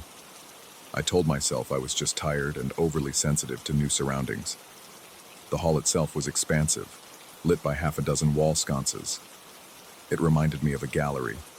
Portraits in heavy frames hung along the walls, but their subjects were nearly obscured by the poor light and the grime on the glass. I noticed that some portraits appeared to fade in and out, as if they weren't fully anchored to the present. I blamed my fatigue, rubbing my eyes while I waited for the meal. The dish they served was a local specialty, slow-cooked stew with herbs, all delicate layers of flavor that shifted with every bite. There was a certain pungent tang that made my mouth water and my spine tingle. It was exquisite until a surge of images flooded my mind. My chest tightened and I saw a flash of people seated at a long wooden table, quarreling under candlelight. The sense of conflict was immediate. I could almost smell the tension, like a sweaty, feverish impulse to fight. My heart raced uncontrollably, and I clenched my hands on the edge of the table to keep from toppling over. A snap, whether from the wood or my own imagination, shook me back to the present. The dining hall was as silent as ever, except for the scratch of utensils from a few other guests. Nobody seemed to notice my distress. That night I tried to sleep but kept hearing low murmurs from beyond the walls. It was as though groups of people were engaged in hushed debate just outside my door. I turned in bed, sweat prickling my skin, telling myself it was simply old pipes or the wind. When I finally drifted off, nightmares of centuries-past arguments crashed through my dreams. The words were jumbled, overlapping in multiple languages. The arguments escalated to such shrill intensity, I woke up trembling, my breath ragged, soaked in perspiration. The following morning, I took notes in my journal regarding the meal's flavor and the strange visions it triggered. My hand trembled as I wrote, the sentences coming out in an odd style not entirely my own. Old-fashioned phrases crept into my descriptions. It felt as if invisible hands guided my pen, urging me to capture something intangible. Afterward, I went to the lobby to ask about any special events happening at night, perhaps a group of traveling academics. The woman at the reception glanced over her shoulder, then responded only with a clipped statement that I might be hearing echoes of the property's past. She spoke matter-of-factly, as if this were a common occurrence. I felt an uneasy chill slide down my spine as I walked away. Day two's lunch brought a flamboyant dish of local fish marinated in spiced wine. Again, the flavors were mesmerizing, but with every savory bite, I experienced flash visions of intellectual gatherings. I saw figures in period clothing gathered around a fireplace, their mouths moving in heated discussions. I felt tension mounting, saw fists pounding on wooden tables. Then I snapped back to reality, gasping for air and nearly toppling my glass. My chest hammered so violently I feared I might pass out. I decided to explore the corridors in search of an explanation. The building's layout seemed to shift with each turn. No matter how carefully I kept track, certain hallways appeared or disappeared. Twice I found myself facing an unexpected stairwell that led downward into deeper shadows. A musty smell, laced with a sour sweetness, emanated from behind locked doors. The sense of being watched was overwhelming. My shoulders tensed, and every soft creak of the floorboards caused my muscles to clench. Sometimes I thought I caught glimpses of faint silhouettes crossing the hall behind me, but whenever I turned, there was only empty space. On my third night, I heard a faint tapping on my wall. It sounded like someone drumming a finger in impatience. My mouth went dry with dread, and I pressed my ear against the cold plaster. Through the thickness of the wall, I heard muffled voices, as though from a distant corridor. They debated something, philosophical topics possibly, each voice layered over another, spiking in urgency. Then there was a brief silence, followed by what I can only describe as a furious, wordless roar. I jerked away from the wall, heart pounding so hard I could feel my pulse in my fingertips. I spent half the night sitting upright in bed, waiting for the next ripple of unsettling sounds. The next day, I began to suspect the building existed on multiple timelines. My reflections in the tarnished mirrors shifted unnaturally. Sometimes I'd see the hallway behind me as it was decades ago, lit by oil lamps instead of electric bulbs. My reflection's attire would momentarily blur, and I'd blink in confusion. The faces of other guests looked equally uncertain, as though they were stuck between the present and a much older iteration of the place.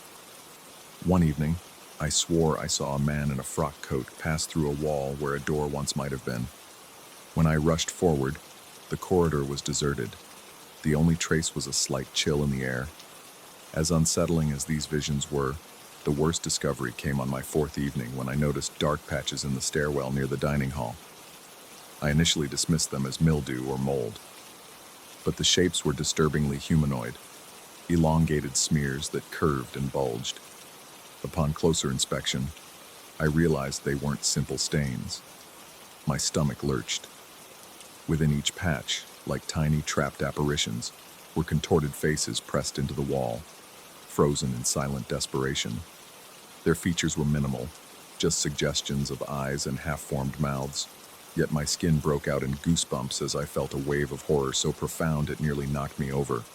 I tried to show another guest those tiny faces. I muttered something like, "Look closely. Do you see them?" But the guest only shook his head, murmuring about how the lighting was playing tricks. He excused himself quickly, as if terrified to linger by that spot. I considered the possibility I was hallucinating. My temples throbbed with the strain of rationalizing each new and bizarre detail. By the fifth day, my writing had grown strange. I reread my notes to find an archaic style creeping through every sentence. It was as if I were channeling voices from centuries past. My commentary on the local dishes now included references to historical events I'd never studied. My hand felt feverish each time I picked up the pen. My breath would quicken, and I'd hear hushed encouragements in my head. The words poured out even though my mind screamed for me to stop. Something was taking hold of me, but I still clung to the belief that I could break free. That same evening, I woke to an intense discomfort in my left arm. My skin felt hot and tight, as if something pressed from underneath. When I turned on the lamp, my jaw clenched at what I saw. A small antique brass button poking from my forearm. My heart hammered so loud it almost deafened me. I tried to pluck it out, but it felt rooted in my flesh as if it had grown there. My eyes watered as I pressed around it, feeling how the skin seemed to merge seamlessly with the brass. I breathed in quick, desperate gulps, nausea twining in my gut. In the mirror, I noticed a network of faint metallic filaments beneath the surface of my skin, like phantom veins made of metal. My lips trembled. This was impossible. Panic propelled me to confront the receptionist the next morning. In a near whisper, I insisted something was terribly wrong with the place. She lowered her gaze and spoke so softly I had to strain to hear. She mentioned that the guest house spanned ages, and that some people who stay too long become part of its legacy.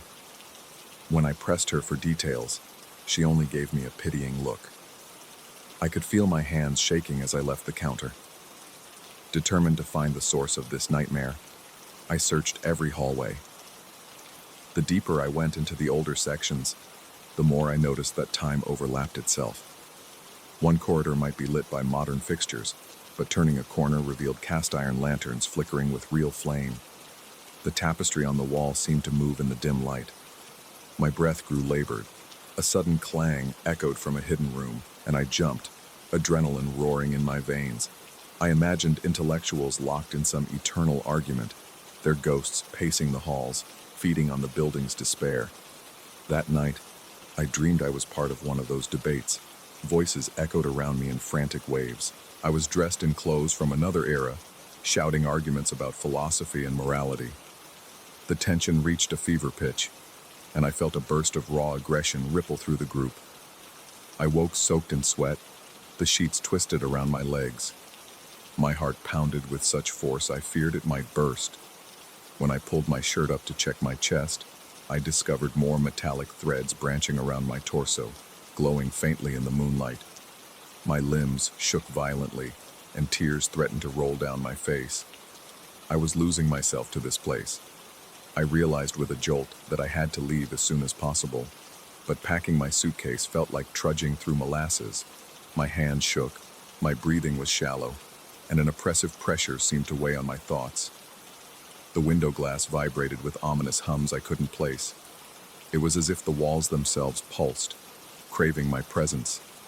The hallway felt longer and darker than before, and each step fueled my sense of imminent danger.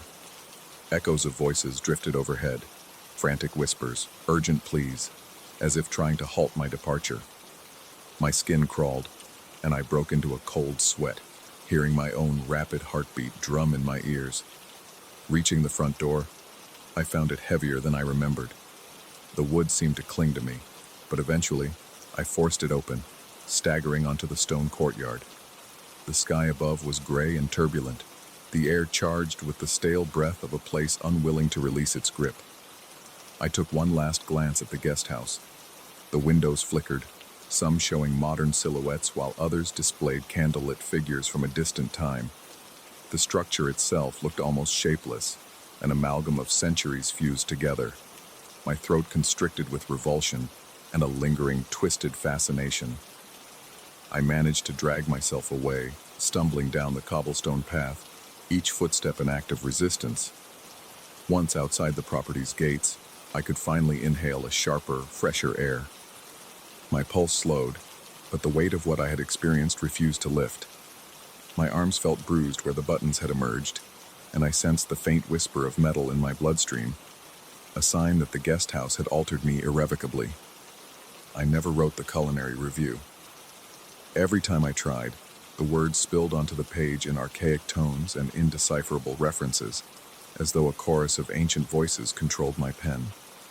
Even from miles away, I felt the echo of that eternal debate, felt the building's shadow stretching across my thoughts.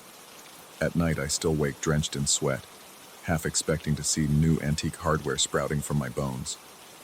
To this day, no one believes the full extent of my tale. People assume I suffered some delirious reaction to a strange local herb, or that my imagination got the better of me. Yet I sense that the guest house in Abydos endures as a web of overlapping eras, continuing its endless cycles of philosophical conflict. Its walls remain alive with those swirling faces and the tortured energies of minds unable or unwilling to find peace. Even now, as I run my fingertips over my forearm, feeling the faint ridge where old brass merges with flesh, I know it's all too real. Whenever I catch my reflection in a mirror, I wonder if I'm still myself or merely a fragment of the building that followed me. Though I escaped the guest house's immediate grasp, some part of me remains trapped there, entwined with its timeless, ever-hungry corridors. I have yet to reclaim my sense of normalcy. My nights bring echoes of furious discussions, creeping through my sleep like slow poison. My days are haunted by glimpses of odd shadows crossing my peripheral vision. But I keep going, carrying the awareness that some places exist beyond our linear understanding of time, harboring an appetite for more than just the souls that linger. They devour identity, grafting it onto the structure so the cycle of debate and anguish endures. And every so often I swear I feel a soft pulsing under my skin, like the faint heartbeat of an ancient architecture calling me home. Story 7. I first sensed something was wrong the moment my eyes set upon the Douro vineyards at dawn. The usual stillness of that early hour, normally so peaceful, felt contaminated, as if a dark presence lurked just out of sight. A chill wind cut across my skin, and the back of my neck prickled with an unease I couldn't quite explain. Even the sunrise seemed tainted, bleeding red and gold across the sky in long, jagged streaks that reminded me of claw marks. I stood there, inhaling the crisp air tinged with the earthy scent of grapes, and I felt the weight of a watchful gaze that I could not locate, a gaze that grew heavier with every passing moment. I am an enologist by trade, dedicated to the craft of understanding wine from grape to glass. The Douro region always attracted me for its tradition, its rolling hills, its centuries of viticulture secrets waiting to be uncovered. When I arrived to take on a new role at a recently abandoned estate, I expected the usual challenges: restoring the soil, repairing old cellars, and training a fresh staff in careful wine production. What I found instead was a set of vines that seemed more alive than any I had ever encountered. From my vantage point at the top of the main slope, each row of grapevines appeared to tremble, even without a breeze. I had assumed it was a trick of my imagination, perhaps the dim morning light playing over the leaves. But the longer I stared, the clearer it became. They weren't just trembling, they were responding to something. I tried to brush off my unease by turning my attention to the chores of the day. My first week at the estate had been chaotic. Half the irrigation lines had to be replaced, and the old cellar was in dire need of organization. The staff, a handful of locals hired after the property's previous viticulturist disappeared, seemed oddly reticent about the estate's past. In hushed, indirect remarks, they hinted at rumors that the last caretaker experimented with forbidden methods, that the wine barrels he left behind were sealed for good reason. I told myself not to believe in superstition, yet each time I tried to open one of the older barrels, I felt an odd reluctance, like a hand pressing on my chest, warning me to stay away. All the while, I caught glimpses of a figure in the distance, someone I could never approach in time, who, disturbingly, had the same height and posture as me. It wasn't until my third evening that I truly saw him. The sky was a swirl of dim purples and oranges, and I stood by the main vineyard block, taking notes on the day's final observations. I sensed movement beyond the farthest row of vines. I squinted, heart pounding, convinced it was only a stray farmhand checking the irrigation lines. Instead, I glimpsed a silhouette that matched mine, right down to the tilt of the head. The figure seemed to return my stare, his posture mimicking my own. My breath caught, and I felt sweat gathering at my temples. In a split second, he moved among the vines and disappeared. It could have been a trick of the failing light, but my heart hammered as if I'd witnessed something impossible. In the days that followed, minor but unsettling details started to pile up. Some vines began growing in unnaturally precise spirals, forming patterns I struggled to explain. Then, late one afternoon, I borrowed a drone to survey the vineyard from above. The live camera feed on my phone made me gasp. From that aerial view, the vines formed symbols that looked almost like runes carved into the landscape. I landed the drone, feeling my pulse accelerate again, my mouth as dry as the dusty soil underfoot. I told a local worker about what I had seen, describing it in guarded terms. They looked at me with wide eyes but gave no direct response, only muttering something about old stories, about how the previous viticulturist was said to have watered the vines with unholy liquids. Their tone suggested it wasn't just a drunken rumor. I tried to dismiss the talk as rural legend, but curiosity drove me to the estate records. In the older logbooks, the viticulturist wrote about his experiments with special irrigation. His notes were cryptic, alluding to the necessity of fresh, raw essence that stimulated the vine's thirst for growth. I recall he'd scrawled warnings about the wine that resulted, how it was more potent than anything he had tasted, how it caused immediate devotion in anyone who sipped it. As I read further, my heart thumped so violently I worried I'd faint. The cryptic phrase, "The vines speak with blood," kept repeating, woven like a malevolent refrain through his records. The sense of being watched became so overwhelming I checked behind me, half expecting to see my doppelganger's silhouette lurking in the shadowy hall. One evening, I decided to organize the ancient cellar. The wooden steps creaked under my weight, and each exhalation echoed in the chilled darkness. The air smelled of mildew, old cork, and something else, something like copper. My flashlight flickered across rows of dust-laden bottles, but in the far corner, I found a hidden compartment. Behind a false wall, I discovered a small storeroom containing several unlabeled barrels, each sealed with black wax. My throat tightened, and my hands trembled uncontrollably. I used a small crowbar to pry open one of the barrels. That single action felt like crossing a threshold between reason and madness. The stench that wafted out was thick and metallic, like damp iron. I dipped a wine thief into the liquid and collected a sample. It was darker than any red wine I'd seen, almost black in hue. Against every instinct, I tasted a drop. Immediately, a shiver traveled the length of my spine, and my vision blurred for a moment. My skin felt feverish, and my veins pulsed beneath the surface in an agitated rhythm. I tried to spit it out, but something compelled me to swallow. A wave of intense euphoria mingled with a surge of panic. For a moment, I felt as though the walls were closing in on me. My heart hammered, sweat poured down my forehead, and the beams of my flashlight trembled in my grip. In that suffocating darkness, I sensed the presence of someone behind me, close enough to touch. But when I spun around, the cellar was empty. In the following days, everything grew more sinister. My veins stood out against my skin, turning a shade that was less red and more like a deep purple, almost black. I kept wearing long sleeves to hide it from the staff. Yet when I walked among the rows of vines, I felt them reacting to me, their tendrils leaning in as if reaching for contact. I would glance at the workers, who began to display unsettling changes. A few who volunteered to sample the older wine, though I never insisted, they seemed drawn to it. moved with an eerie synchronicity. They rarely spoke. Their footsteps fell in unison.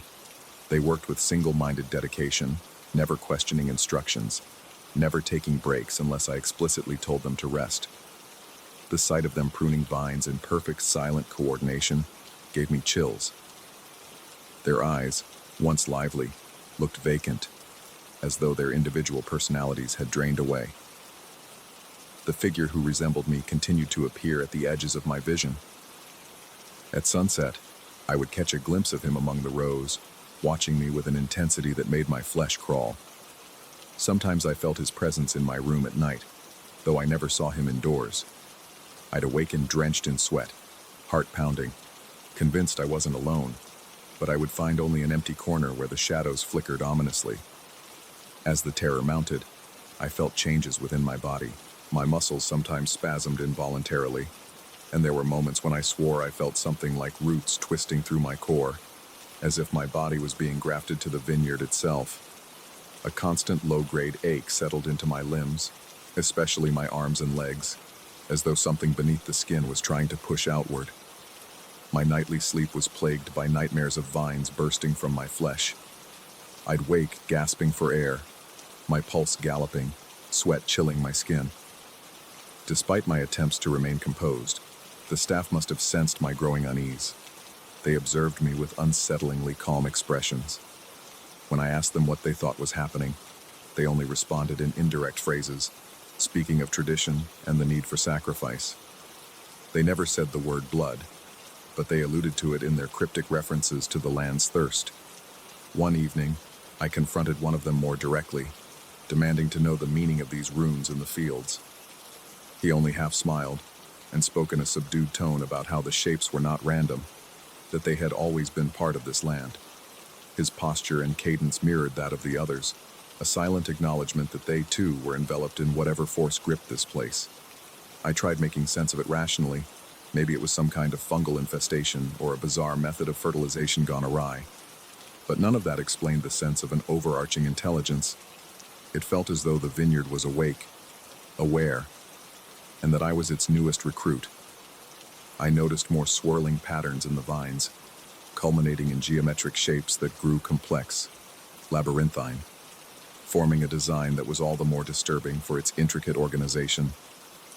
I dreaded looking from an aerial perspective again, convinced I might see something akin to a massive sigil carved into the earth. Daily tasks became a test of nerve, walking the rows, sampling the grapes, analyzing the soil, always feeling unseen eyes drilling into me. My heart raced at the slightest rustle. The sense that I was never alone became suffocating. Even in the middle of the day, with the sun shining, I'd catch glimpses of that figure, my duplicate, waiting for me at the end of a row. The moment I tried to confront him, he vanished. My mouth stayed perpetually dry, and the taste of iron seemed to linger on my tongue no matter what I drank or ate. Nighttime was worse. The wind through the vines created a soft, rasping whisper that sounded like breathing. Every creak of the estate's old timbers made me jump, my skin beaded with cold sweat. Sometimes I would walk by the staff quarters and see them standing in the hallway, not asleep, not speaking, just standing together in silence. Their eyes followed me. My pulse pounded in my ears as I forced myself past them. A voice in my mind kept whispering that this was not normal, that I had to leave, but I found myself rooted to the estate as though an invisible chain held me. On one particularly harrowing night, I woke from a nightmare to discover faint lines on my chest and arms, as if the outlines of vines had appeared beneath the skin. My breath came in ragged gasps. I rushed to the bathroom, turned on the light, and stared at my reflection. My eyes had taken on a duller shade. The veins snaking through my arms looked thicker and darker, pulsating with a slow, rhythmic beat. I thought I could sense movement inside my own flesh, and the shock of it made me lurch back from the mirror. I almost lost my balance, my heart nearly bursting from my chest. At that breaking point, I decided to flee. I walked through the estate to the main storage building, determined to pack my things, ignoring the late hour and my trembling legs. As I passed the central courtyard, I felt the ground beneath my feet vibrate in a low, resonant hum. The vines stretching along the wall seemed to rustle with awareness, leaves clacking softly like miniature jaws.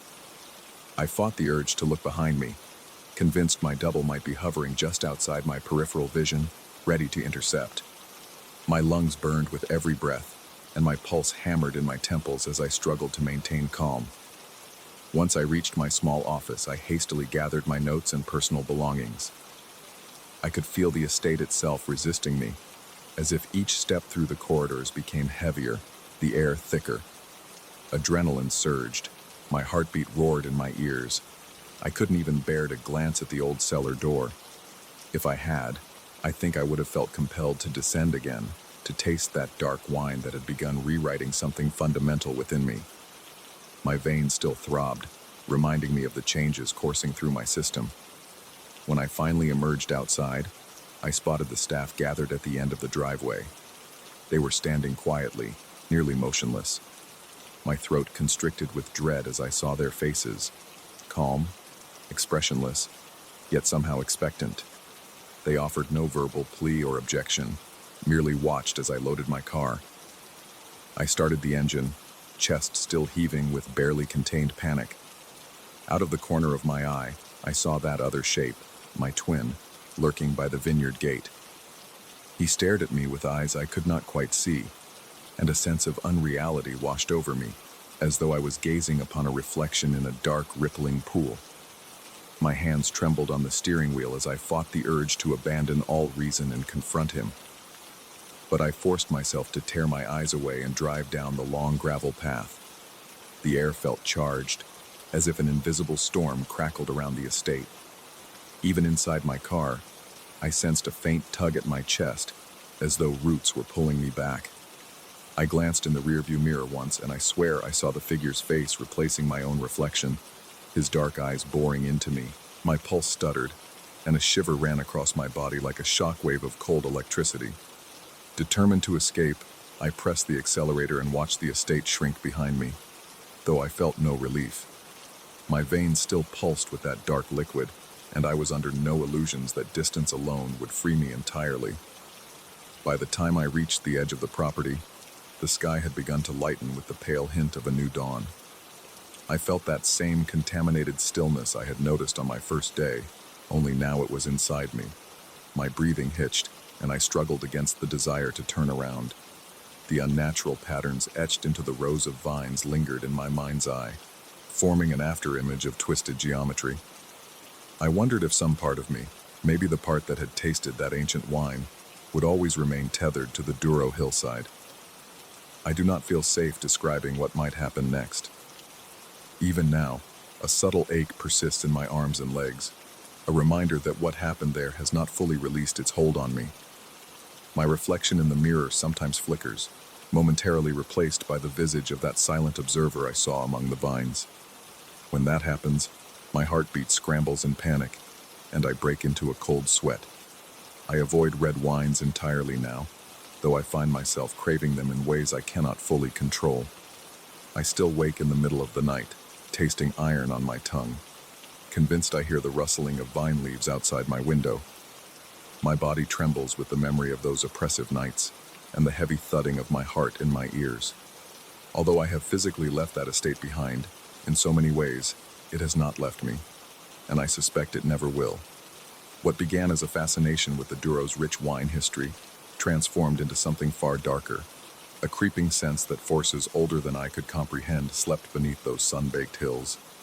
Sometimes, I wonder if the vines chose me, if, in tasting that forbidden vintage, I unknowingly entered into a pact that cannot be undone. I feel connected to that place in ways I do not understand, and that thought alone is enough to send new shudders through my bones. Wherever I go, my veins still remember the dark pulse that the estate awakened, beating in time with the silent, watching presence that lurks in the corners of my mind. And that presence, I fear, may be all too real.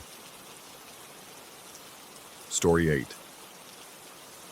I remember the first time I laid eyes on that painting as if it were a violent jolt to my senses, an immediate and visceral awakening to something deeply wrong.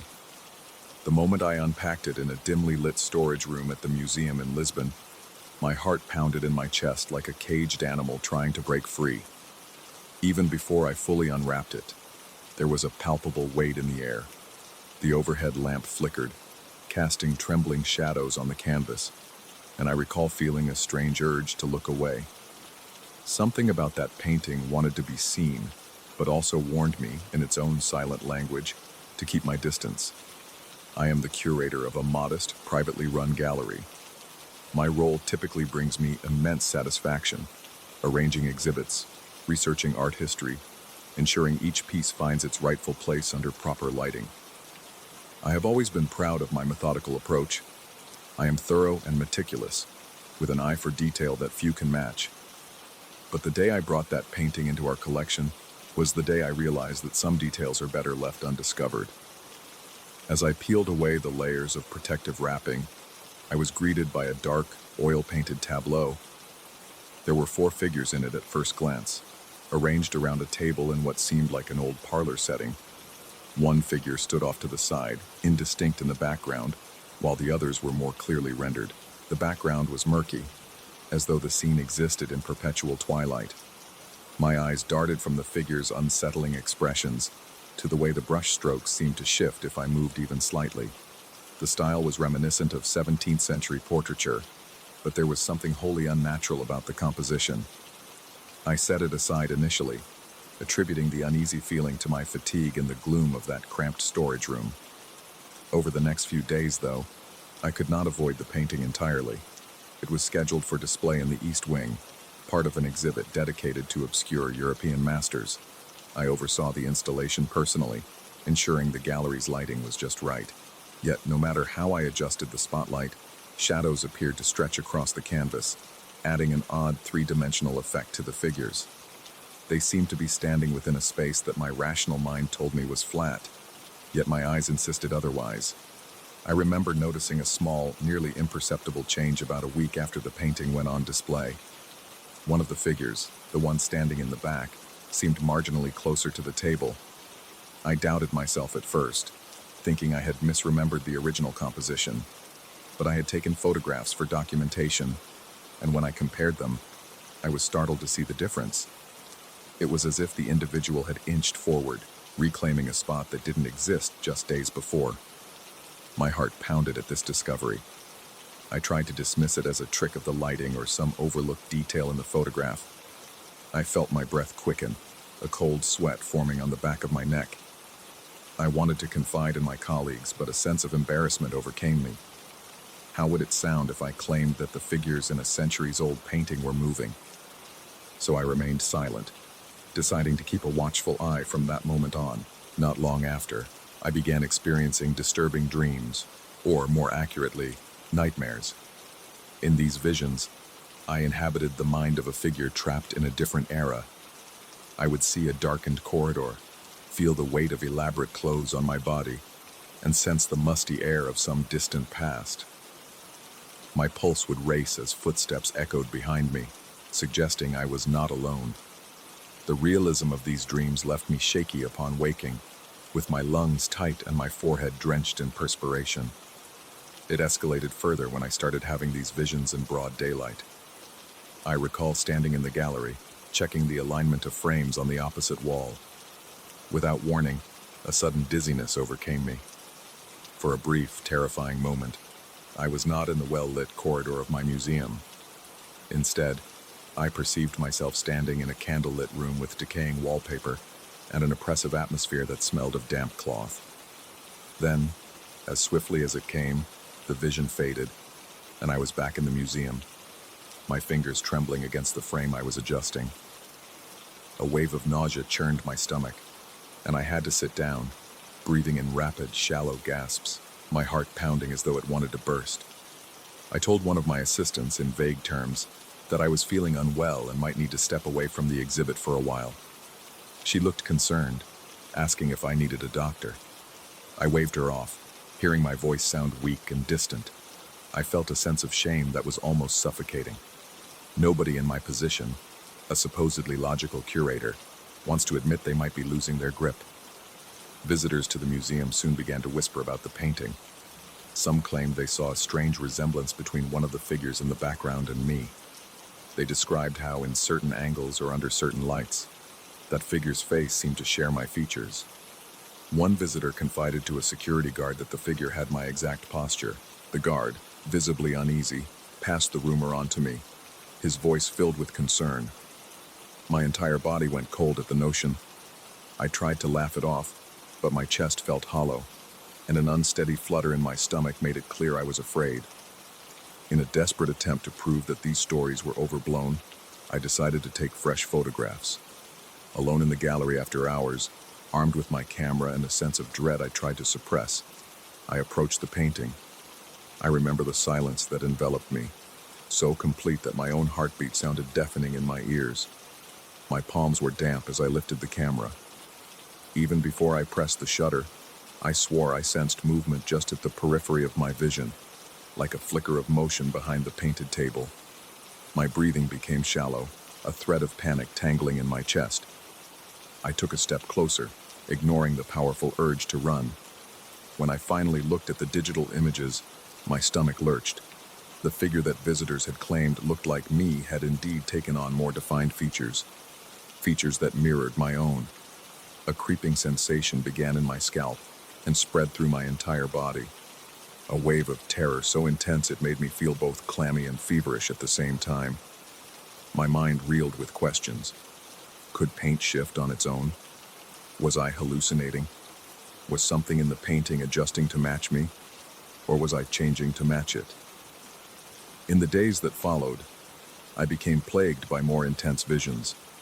I would zone out while performing routine tasks, cataloging new acquisitions, organizing archives, or simply walking through the corridors, and be transported into the perspective of another person. No words were exchanged in these moments, but I could sense a pervasive dread.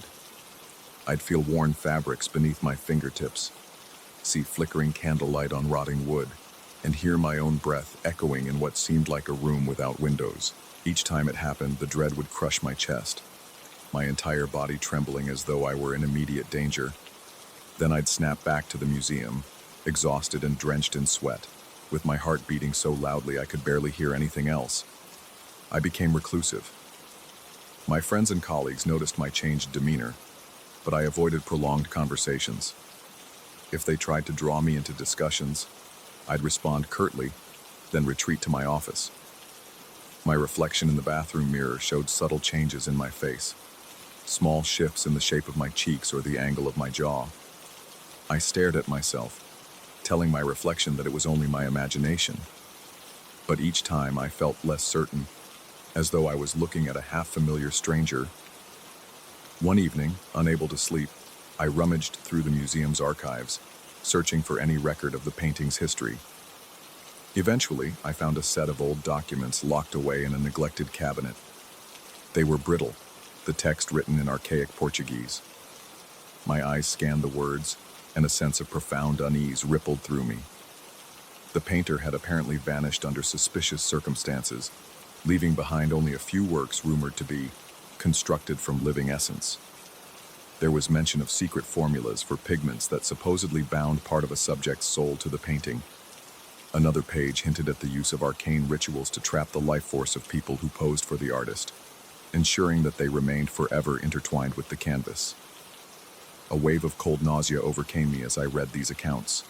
My fingertips felt numb, and for a moment I could only stare at the delicate calligraphy.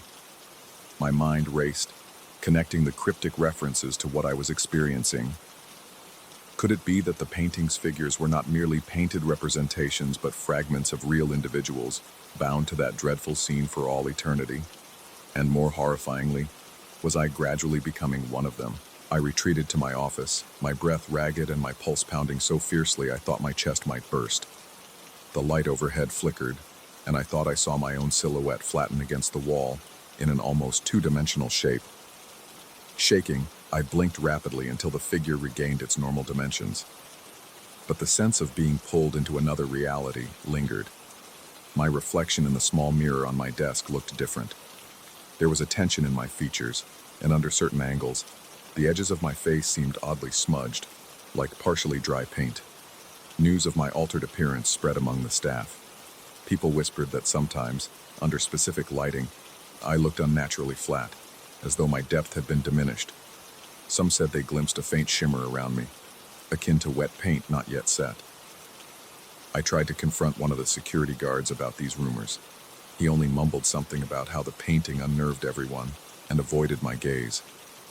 His body language spoke of fear, a fear centered not just on the painting, but on me. I began to suspect that time was running out, that each day I lingered, I lost a portion of my reality to the canvas. My dreams turned more vivid, more oppressive.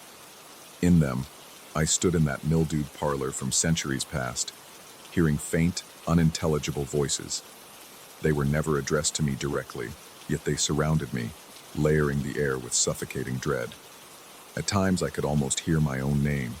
My own footsteps felt alien, as though I trod a floor that was not mine.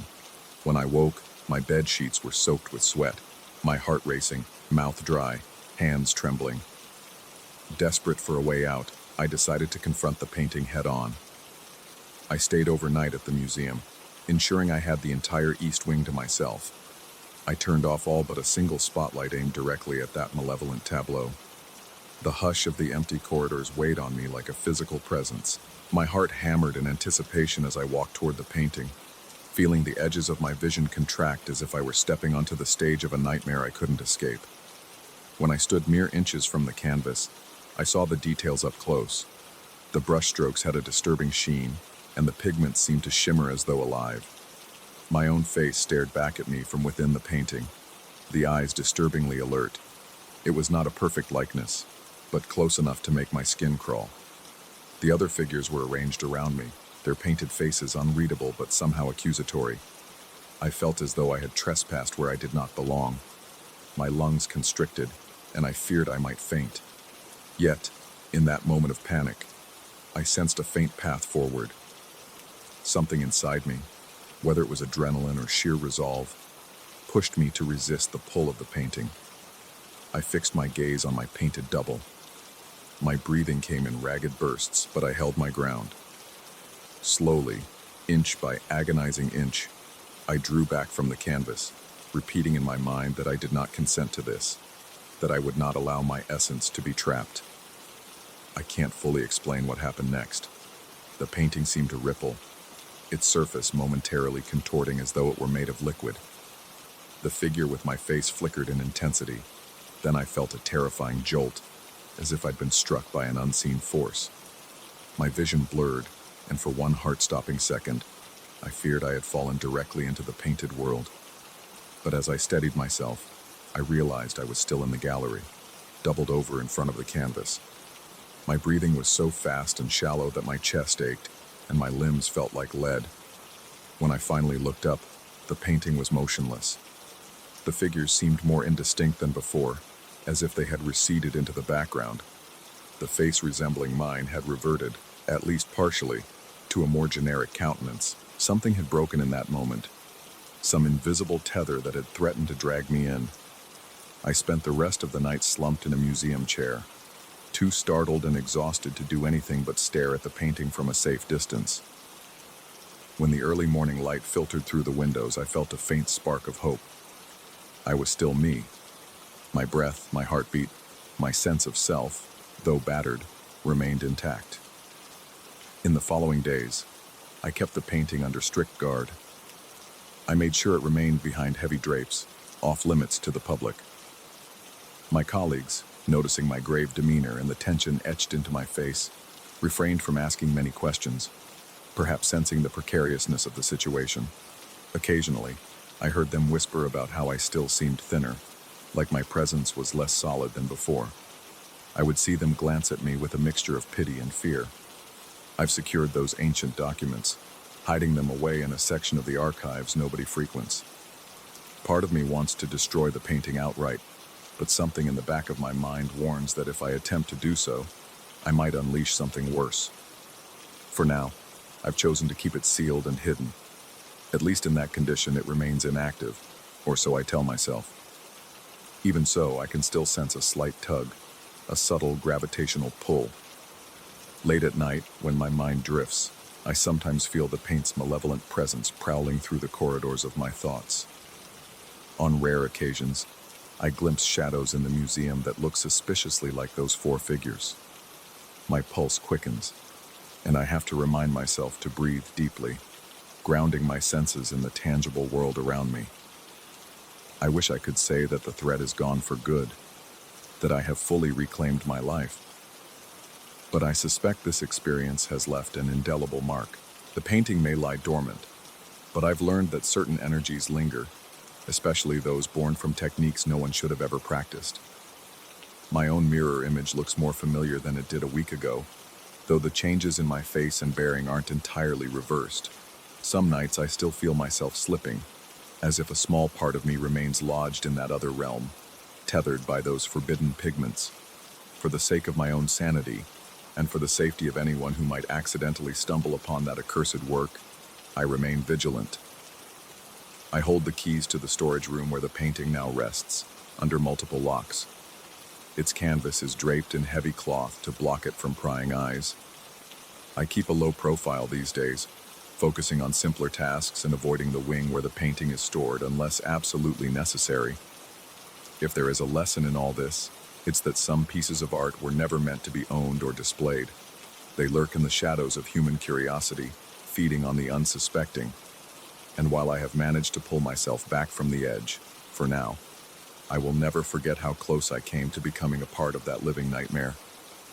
Even today, I sometimes hear the faint echo of footsteps behind me in the quiet corridors of the museum, and every hair on my body stands on end. I pause, heart in my throat, before turning around to confirm there is no one there. But I know, in a way that makes my skin prickle, that the painting is still waiting.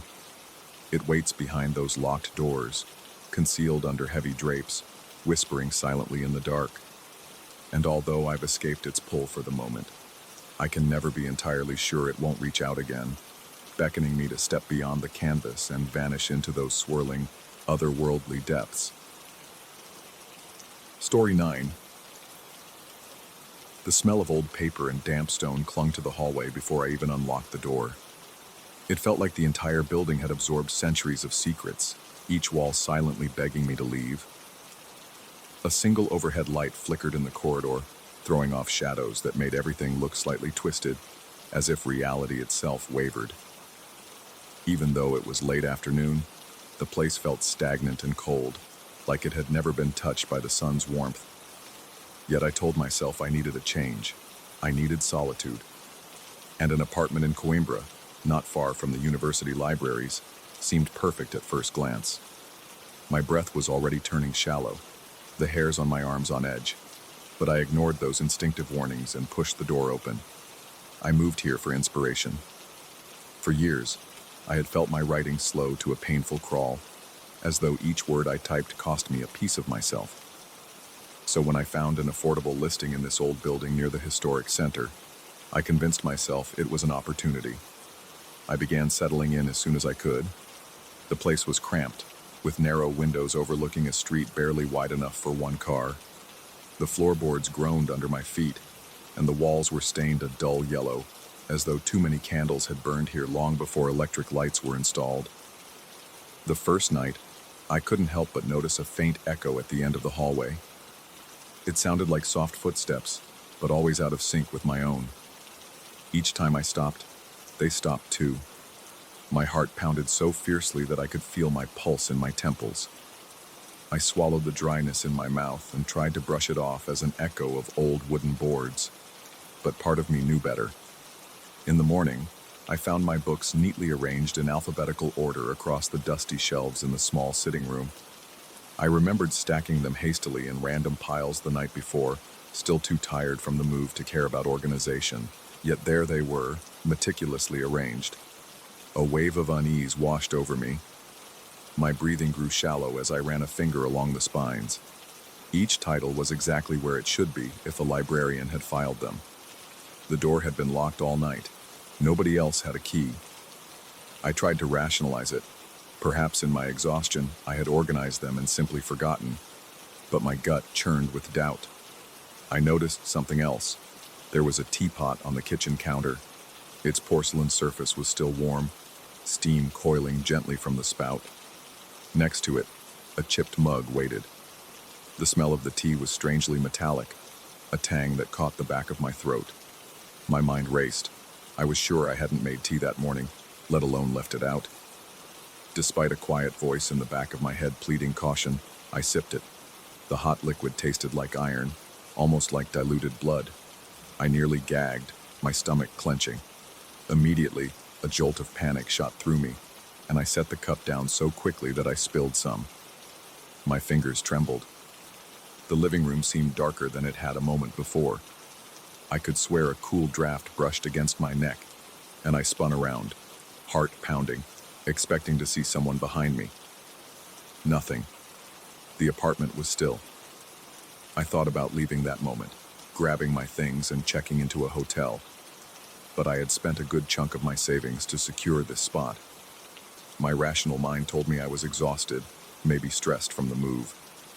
Perhaps I had indeed made the tea and forgot. So I convinced myself it was a one-off incident.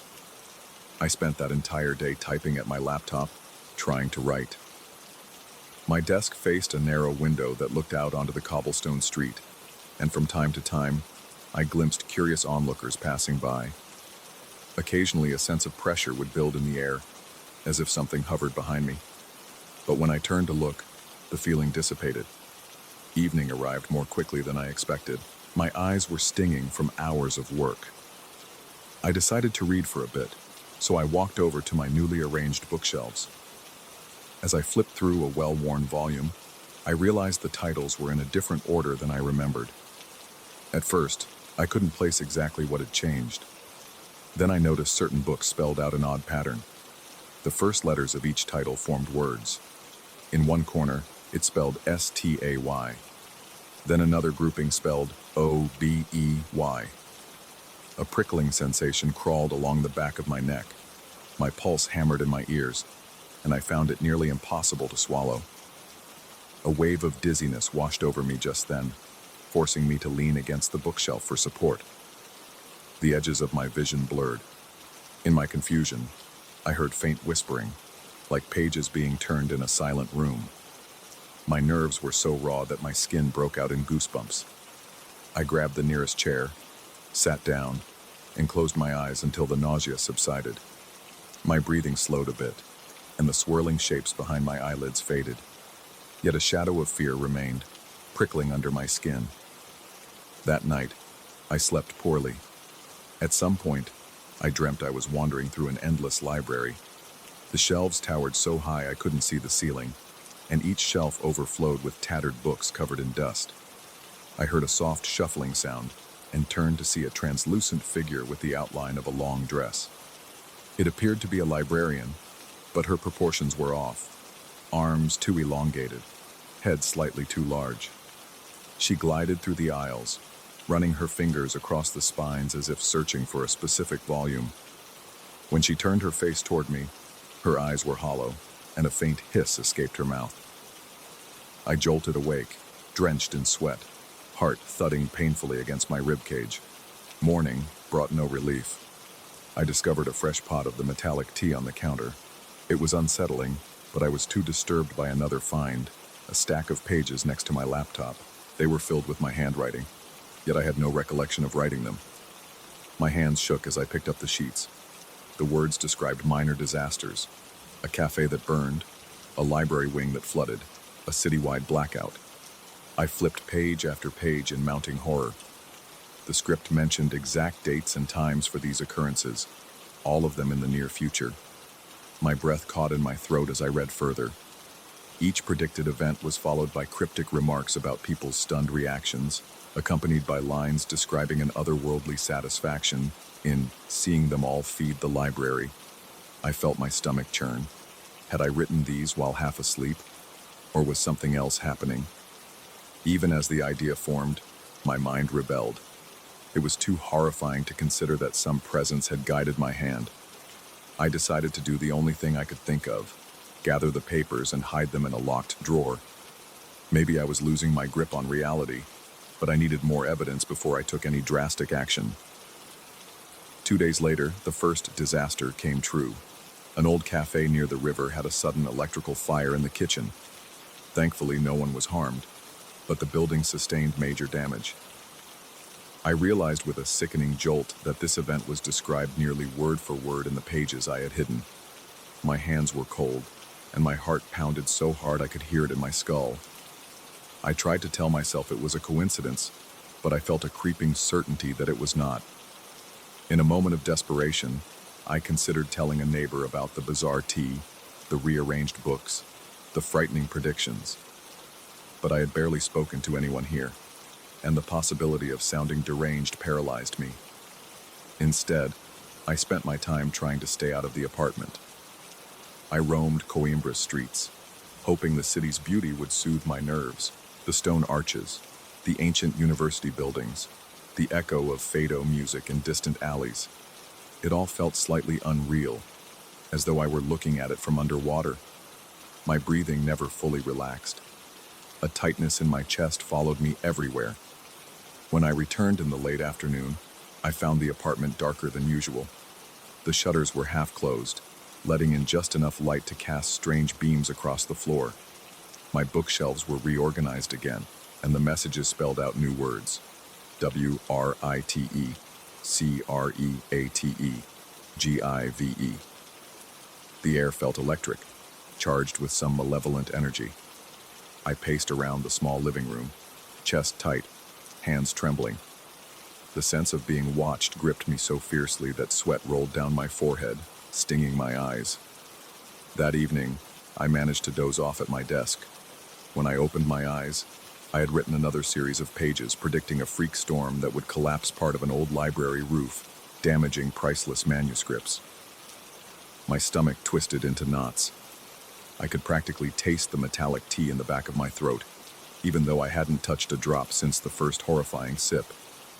The next day, sure enough, an intense storm battered Coimbra, and a portion of the library's roof caved in, soaking many old volumes. I felt sick to my core. My body was locked in a perpetual state of anxiety, my heart galloping with each new moment. My skin remained clammy and damp, and I often caught my reflection looking gaunt and haunted, dark circles under my eyes. I hardly recognized myself. Unable to tolerate the silence any longer, I confided in a local bookstore owner, though I kept my story vague. I mentioned hearing strange noises and seeing odd visions in my apartment. The owner gave me a concerned look, murmuring that some buildings in Coimbra had histories that were better left undisturbed. He didn't elaborate further, but I caught a flicker of apprehension in his expression, as though he believed me more than he cared to admit. Back in the apartment, I tried to stay awake as long as possible. Each time I closed my eyes, I slipped into that same chilling dream library, with those endless aisles and the figure gliding among them. She had become more visible, her features sharper. Her cheeks were too narrow, and her lips formed a severe line that never moved when she spoke. Yet I could hear her voice in my mind, a faint, rasping whisper urging me to write more. Her hollow eyes bored into me, and I woke with a start, breath catching in my throat. I fought against the presence as best I could, refusing to type or write anything. But each morning, more pages appeared, always in my handwriting. Worse yet, the style of my words began to change. The syntax grew bizarre, the phrases archaic. It felt alien, as if something was using my hand to channel knowledge far beyond me. My chest felt permanently constricted, my palms perpetually damp. Sometimes I tasted blood without any reason. Other times I felt waves of bone-deep exhaustion, followed by bursts of frantic energy during which I found new pages stuffed in drawers, behind the furniture, even under my pillow. Eventually, I saw her while fully awake. I was in the living room, scanning the bookshelves for any new hidden message, when I felt something cold graze my shoulder. I turned slowly. She hovered there, translucent and impossibly tall, her spine slightly bent, arms hanging too long at her sides, dressed in what resembled an old-fashioned librarian's uniform. Her eyes were voids, no color, no pupils, just emptiness. My entire body seized up in terror. My throat went dry, and I could barely form breath. She raised one finger to her lips in a gesture of silence, then drifted backward until she vanished into the far wall. I staggered to my desk, knees shaking, breath ragged. My head throbbed, and I felt as though I might pass out.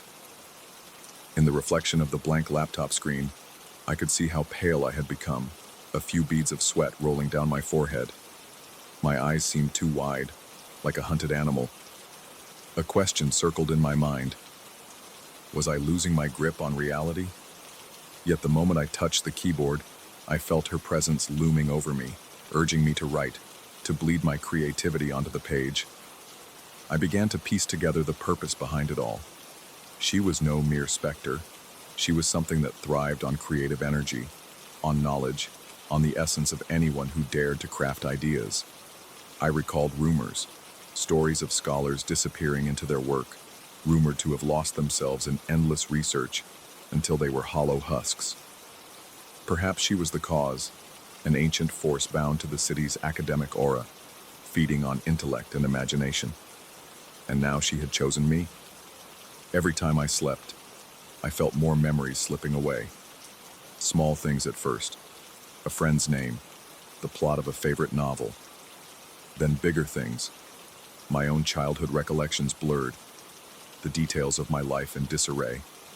My writing, once disjointed, grew monstrous, with words that made no sense to me yet carried an awful power.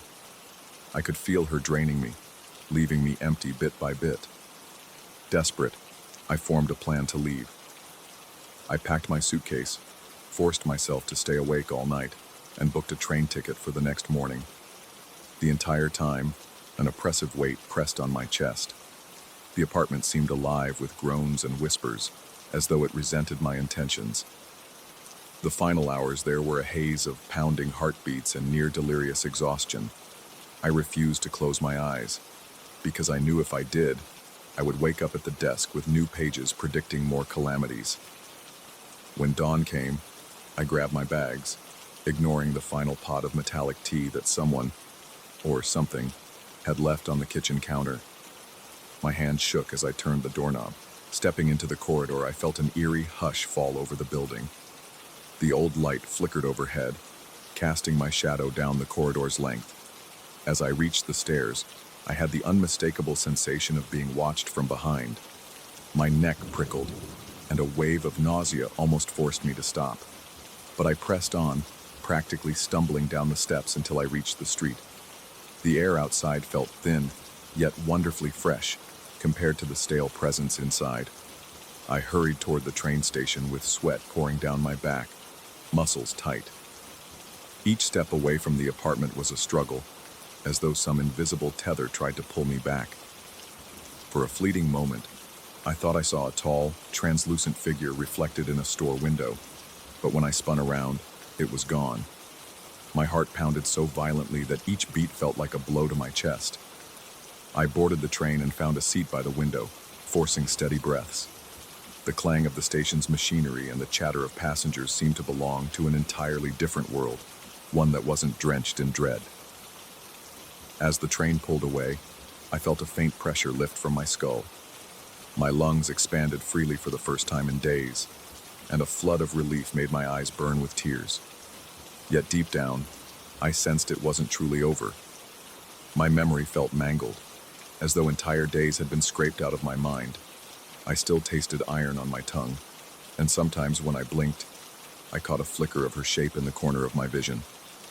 I keep wondering if she will follow me, haunting my new space with those hollow eyes. Sometimes I dream about that endless library, always just at the edge of my consciousness. I wake up feeling as though I've penned dozens of pages of impossible text while I slept.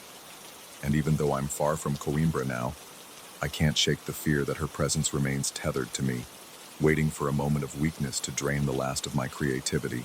If I focus, I swear I can still hear pages turning in the darkness, the faint rustle of ancient paper, a slow, methodical shuffle in the shadows.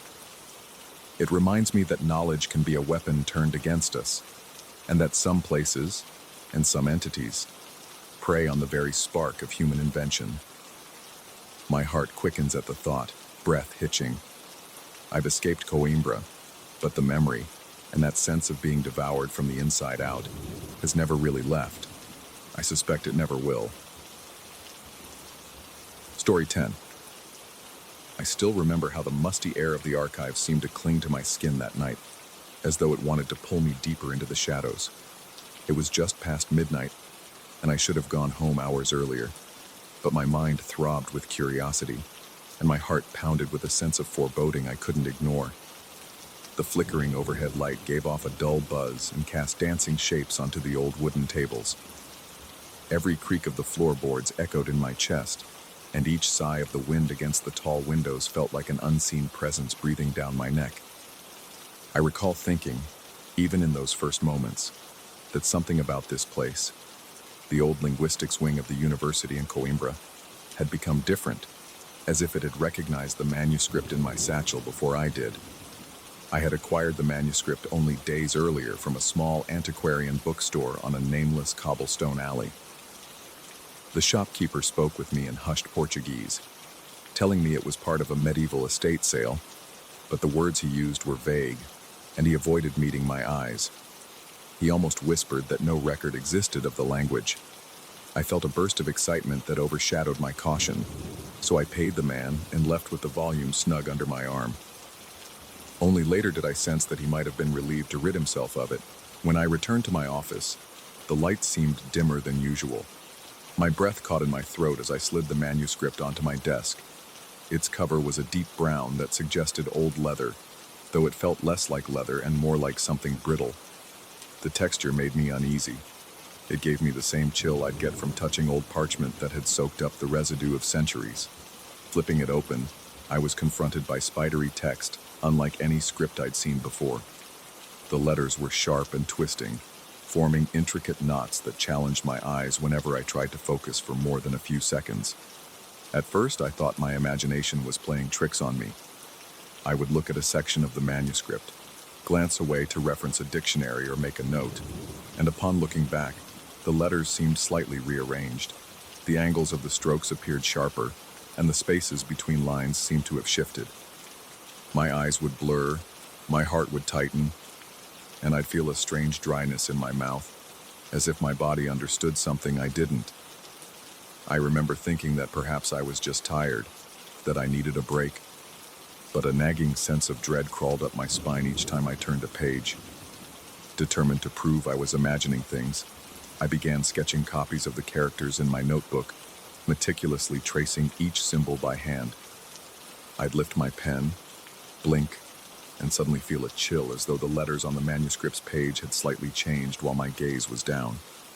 My head would spin for a second or two, and I had to steady myself against the edge of the desk. Yet I rationalized it away, thinking poor lighting or eye strain explained it all. Weeks passed, and my obsession with deciphering the text deepened. I found myself spending more evenings bent over the manuscript than I did sleeping in my apartment. My colleagues noticed the circles under my eyes and my increasing irritability. A few times, in passing, they mentioned I had become more withdrawn. One of them, in a low voice, said he was worried I was pushing myself too hard. Another told me I sometimes muttered words under my breath that he couldn't understand, as though I were practicing a language foreign even to me. My attempts to reassure them sounded hollow in my own ears. The first undeniable sign that something was terribly wrong appeared on my left forearm.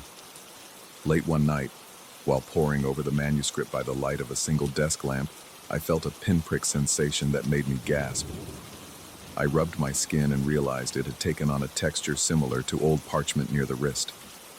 My pulse raced, and I closed my eyes, forcing calm into my mind. But the moment I shut the manuscript, the unsettling dryness retreated, as if it had never been there. I remember my breathing was ragged, my palms sweaty, and my heart pounding so loudly that the blood rushed in my ears. I tried to convince myself that stress had caused a rash, yet the memory of how my skin almost crackled under my fingertips wouldn't leave me. Gradually, other changes followed. My fingers, once ordinary in length, began to feel elongated. Whenever I tried to grip a pen, I noticed my knuckles looked more pronounced, and my fingertips tapered in a way that made fine script easier to produce. Late at night, under that meager lamp, I would push aside my unease and try to focus on the words. My mind fluttered in and out of comprehension, like a moth dancing around a flickering candle. Occasionally, I caught glimpses of meaning, references to a rite or a transformation. Each time I recognized a phrase or single word, an electric jolt of realization would shoot through me, followed immediately by a sinking dread. It felt as though the text itself welcomed me into some forbidden secret, one that had been lying in wait for centuries. Other nights, when my eyes grew too heavy for reading, I found myself gazing into the gloom around my office. The entire building took on a claustrophobic air after midnight. Bare corridors illuminated by sparse emergency lights, a persistent hum of old pipes that never quite fell silent. I would hear taps on the window, even though my office was 3 stories up. Once, I'm sure I saw a faint shape outside the glass, but it was gone too quickly for me to be certain. My breath caught in my throat each time, and I felt trapped between the desire to flee and a compulsion to keep reading. My colleague from down the hall mentioned one morning that my voice had taken on an odd resonance, as if there were multiple layers to my speech. He tried to sound casual, but I could see the concern etched in his features. He told me I spoke in slow, deliberate tones sometimes, yet it sounded almost like a chant. I brushed him off with a shaky laugh, but I felt my stomach knot. I knew he wasn't imagining things. On more than one occasion, when reading aloud from the manuscript under my breath, I heard an echo in my ears, a chorus that rose from my own throat, vibrating with an uncanny harmony. My hands would tremble so badly that I had to place my pen down on the desk.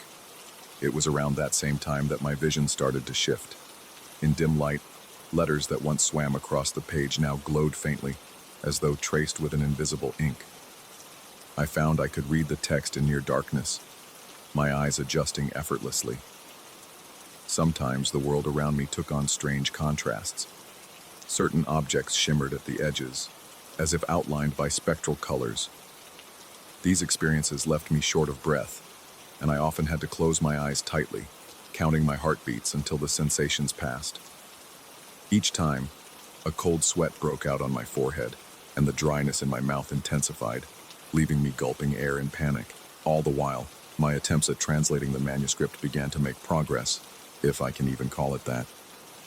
I pieced together fragments suggesting a method of communion with something beyond ordinary human comprehension.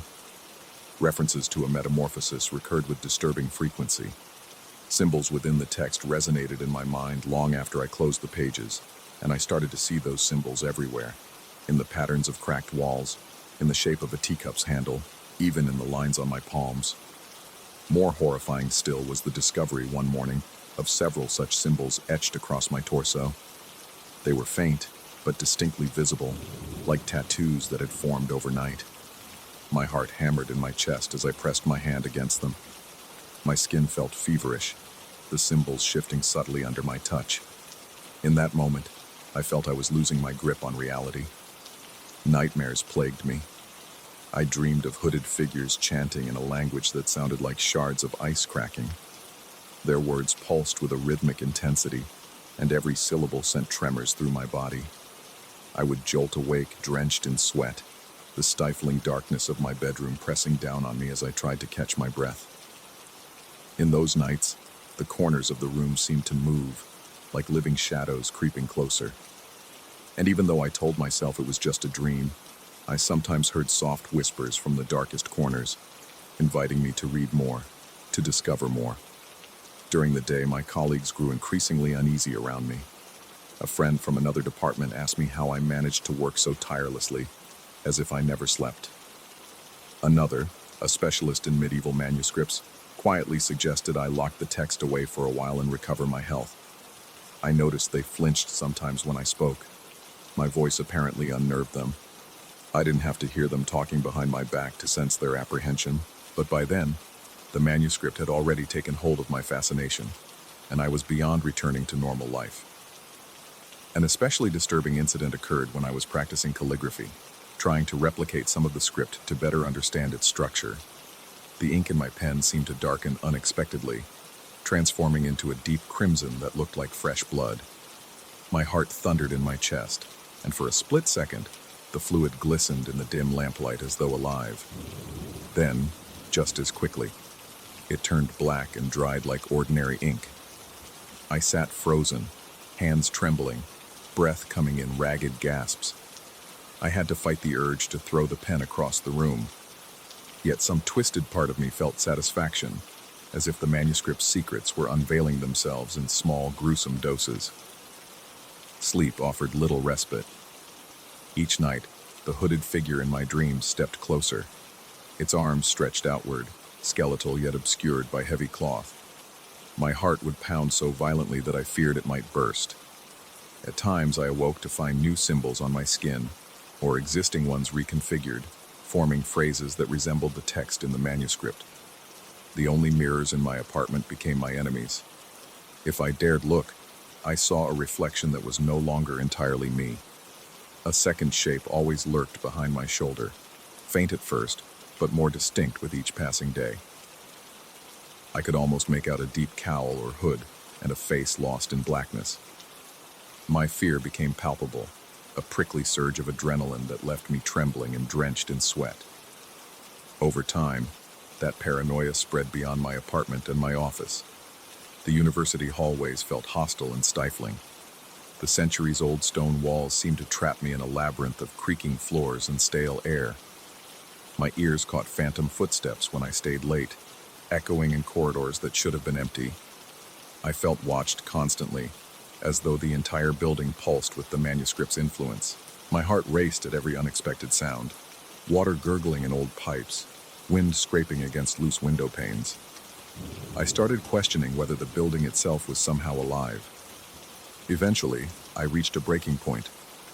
One evening, I was working in my office, feverishly trying to decipher another section. I sensed the presence behind me, closer than ever. My pulse throbbed, and I felt a cold sweat dripping down my temples.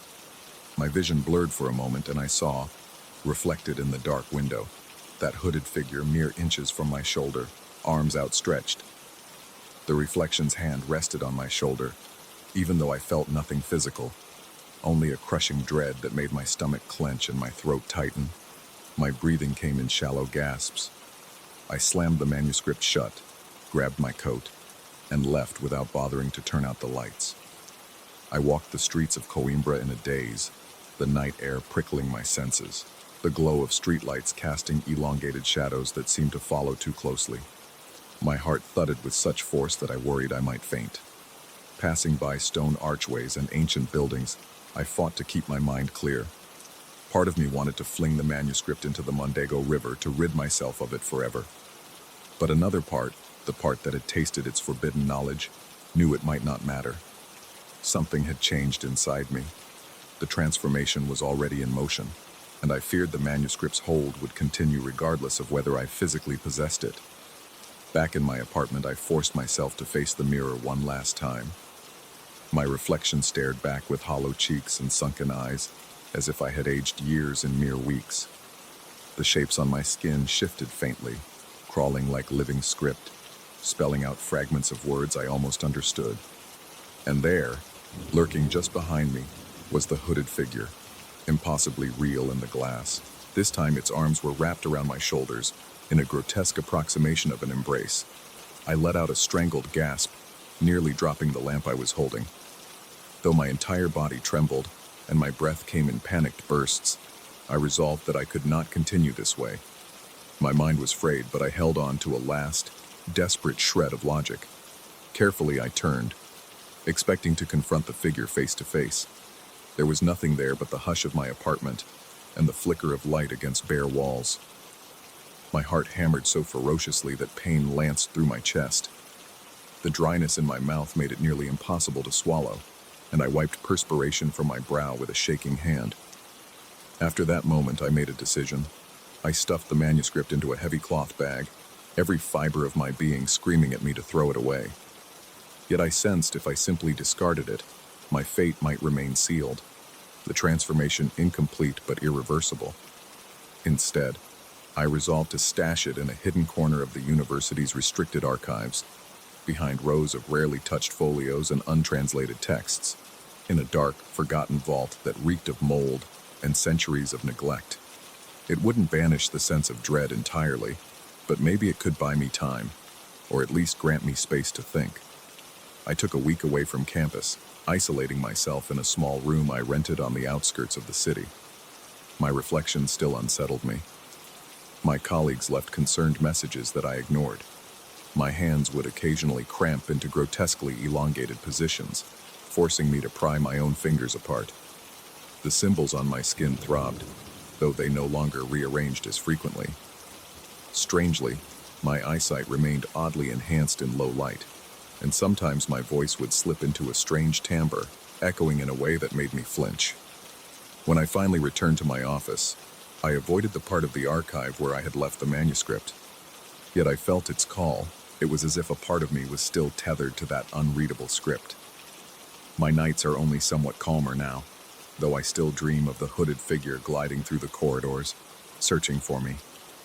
When I glance at my reflection in windows, I half expect to see it closing in with arms outstretched. The dryness in my mouth never truly fades, and every so often, when my mind drifts, I catch myself chanting faint syllables of that nameless language. Perhaps I managed to distance myself from the manuscript, but I haven't escaped it. Even now, as I write these words, my pen's ink seems to darken momentarily, though I try to blink it away. The symbols on my arm shift under my shirt. I sense my voice resonating in layers just beneath my conscious awareness. And sometimes, in the dead of night, I think I see a hooded shape passing in the reflection of my hallway mirror, creeping ever closer. I hold my breath, afraid to confirm its presence, my heart pounding in my ears, my palms slick with sweat. I question my sanity every day, wondering if I have truly severed the connection or merely delayed an inevitable conclusion. If I have learned anything, it is that some doors should remain unopened, some scripts unread. The lines between flesh and parchment, between knowledge and obsession, blur far too easily once you step onto that path. Every time I close my eyes, I feel the weight of that dark presence pressing against the borders of my mind. And so I live in restless vigilance, haunted by glimpses of that robed silhouette approaching from just out of sight. My only comfort, if it can be called that, is the persistent whisper in my own layered voice, a final warning to anyone who might stumble across that ancient tome. The transformation is real, and it is patient. Even if you walk away, part of it lingers, just enough to make you wonder what lurks behind you when next you peer into the glass. Story 11. I first sensed something was wrong the moment I stepped through the front door and felt a cold draft slither across my skin. It slid beneath my jacket collar like a wet fingertip, making every hair on my body prickle. The air in that new apartment in Cascais felt charged, thick with a tension that made my heart flutter in my chest. I remember pausing, my breath catching in my throat, and wondering if I had made some terrible mistake. Even the silence in the foyer felt loud, as if it carried whispers of things I was not meant to hear. I moved to Cascais in search of inspiration. I had spent years chasing awards and recognition for my writing in cramped city apartments that always smelled of stale coffee and dust. The idea of a modern place by the coast, with its sleek lines, open floor plan, and wide windows that let in the ocean breeze, seemed like the perfect environment to spark new stories. When I first visited, the realtor kept rambling about floor-to-ceiling glass and panoramic views of the Atlantic. But I noticed something else. The walls had an unusual echo. Whenever we walked by, I swore I heard my own footsteps replayed a moment later. The realtor said it was probably just the acoustics. I told myself I was being paranoid, but a small voice in my head insisted that I pay attention. After I signed the paperwork, I began settling in. I positioned my favorite armchair beside a window that overlooked the sea. I unpacked a few manuscripts, my computer, and a handful of personal items. But something felt off, like a mismatch in the air pressure inside the apartment. My ears would pop for no apparent reason. At night, I heard faint murmurs just beneath the threshold of my hearing. Sometimes I would stand perfectly still, press my ear to the smooth white walls, and think I could make out fragments of words that didn't belong to me. My heart would accelerate, My mouth would go dry, and I'd feel an icy pulse in my veins. Those murmurs felt more like living things than random creaks of settling concrete. I tried to ignore them, burying myself in my writing schedule. My new manuscript was a suspense novel, something that had been percolating in my mind for months. But the more time I spent in the apartment, the more I sensed that the building itself was trying to get my attention. It wasn't merely the walls. My computer, an older model, started acting strangely. It would turn on by itself, its screen flickering with lines of text I hadn't typed. At first, I blamed an old operating system glitch, but then I noticed the words. They were transcripts of conversations that hadn't happened yet, discussions about events in the city, about arguments I would supposedly have with friends, about calls I hadn't made. The text mentioned me by name, describing me stepping out of my apartment at times I had not planned to leave. It even detailed concerns that neighbors would have when they couldn't find me around the building. I felt sweat beading on my forehead whenever I read these lines. My breathing would grow shallow, and a nauseating swirl would churn in my stomach. With trembling hands, I once tried to delete the files, but they would appear again the next day, word for word, as though the computer itself was determined to keep them alive. It didn't help that each day, small items in the apartment began to look off. My pens, for instance, were originally black, but I woke up one morning to find they were navy blue. A subtle difference, but I knew they had been black. My throw pillows, which had a geometric pattern of red and white, were suddenly red and gray. My desk, custom built to fit the corner of the living room, seemed to shift positions by an inch or two each time I entered the room. I would catch my reflection in the huge windows, my eyes wide and confused, and a hush would fill my ears like a rising tide. It felt like I was drifting in and out of reality, unsure if I was rewriting small details of my life without noticing, or if the apartment was literally transforming when I wasn't looking.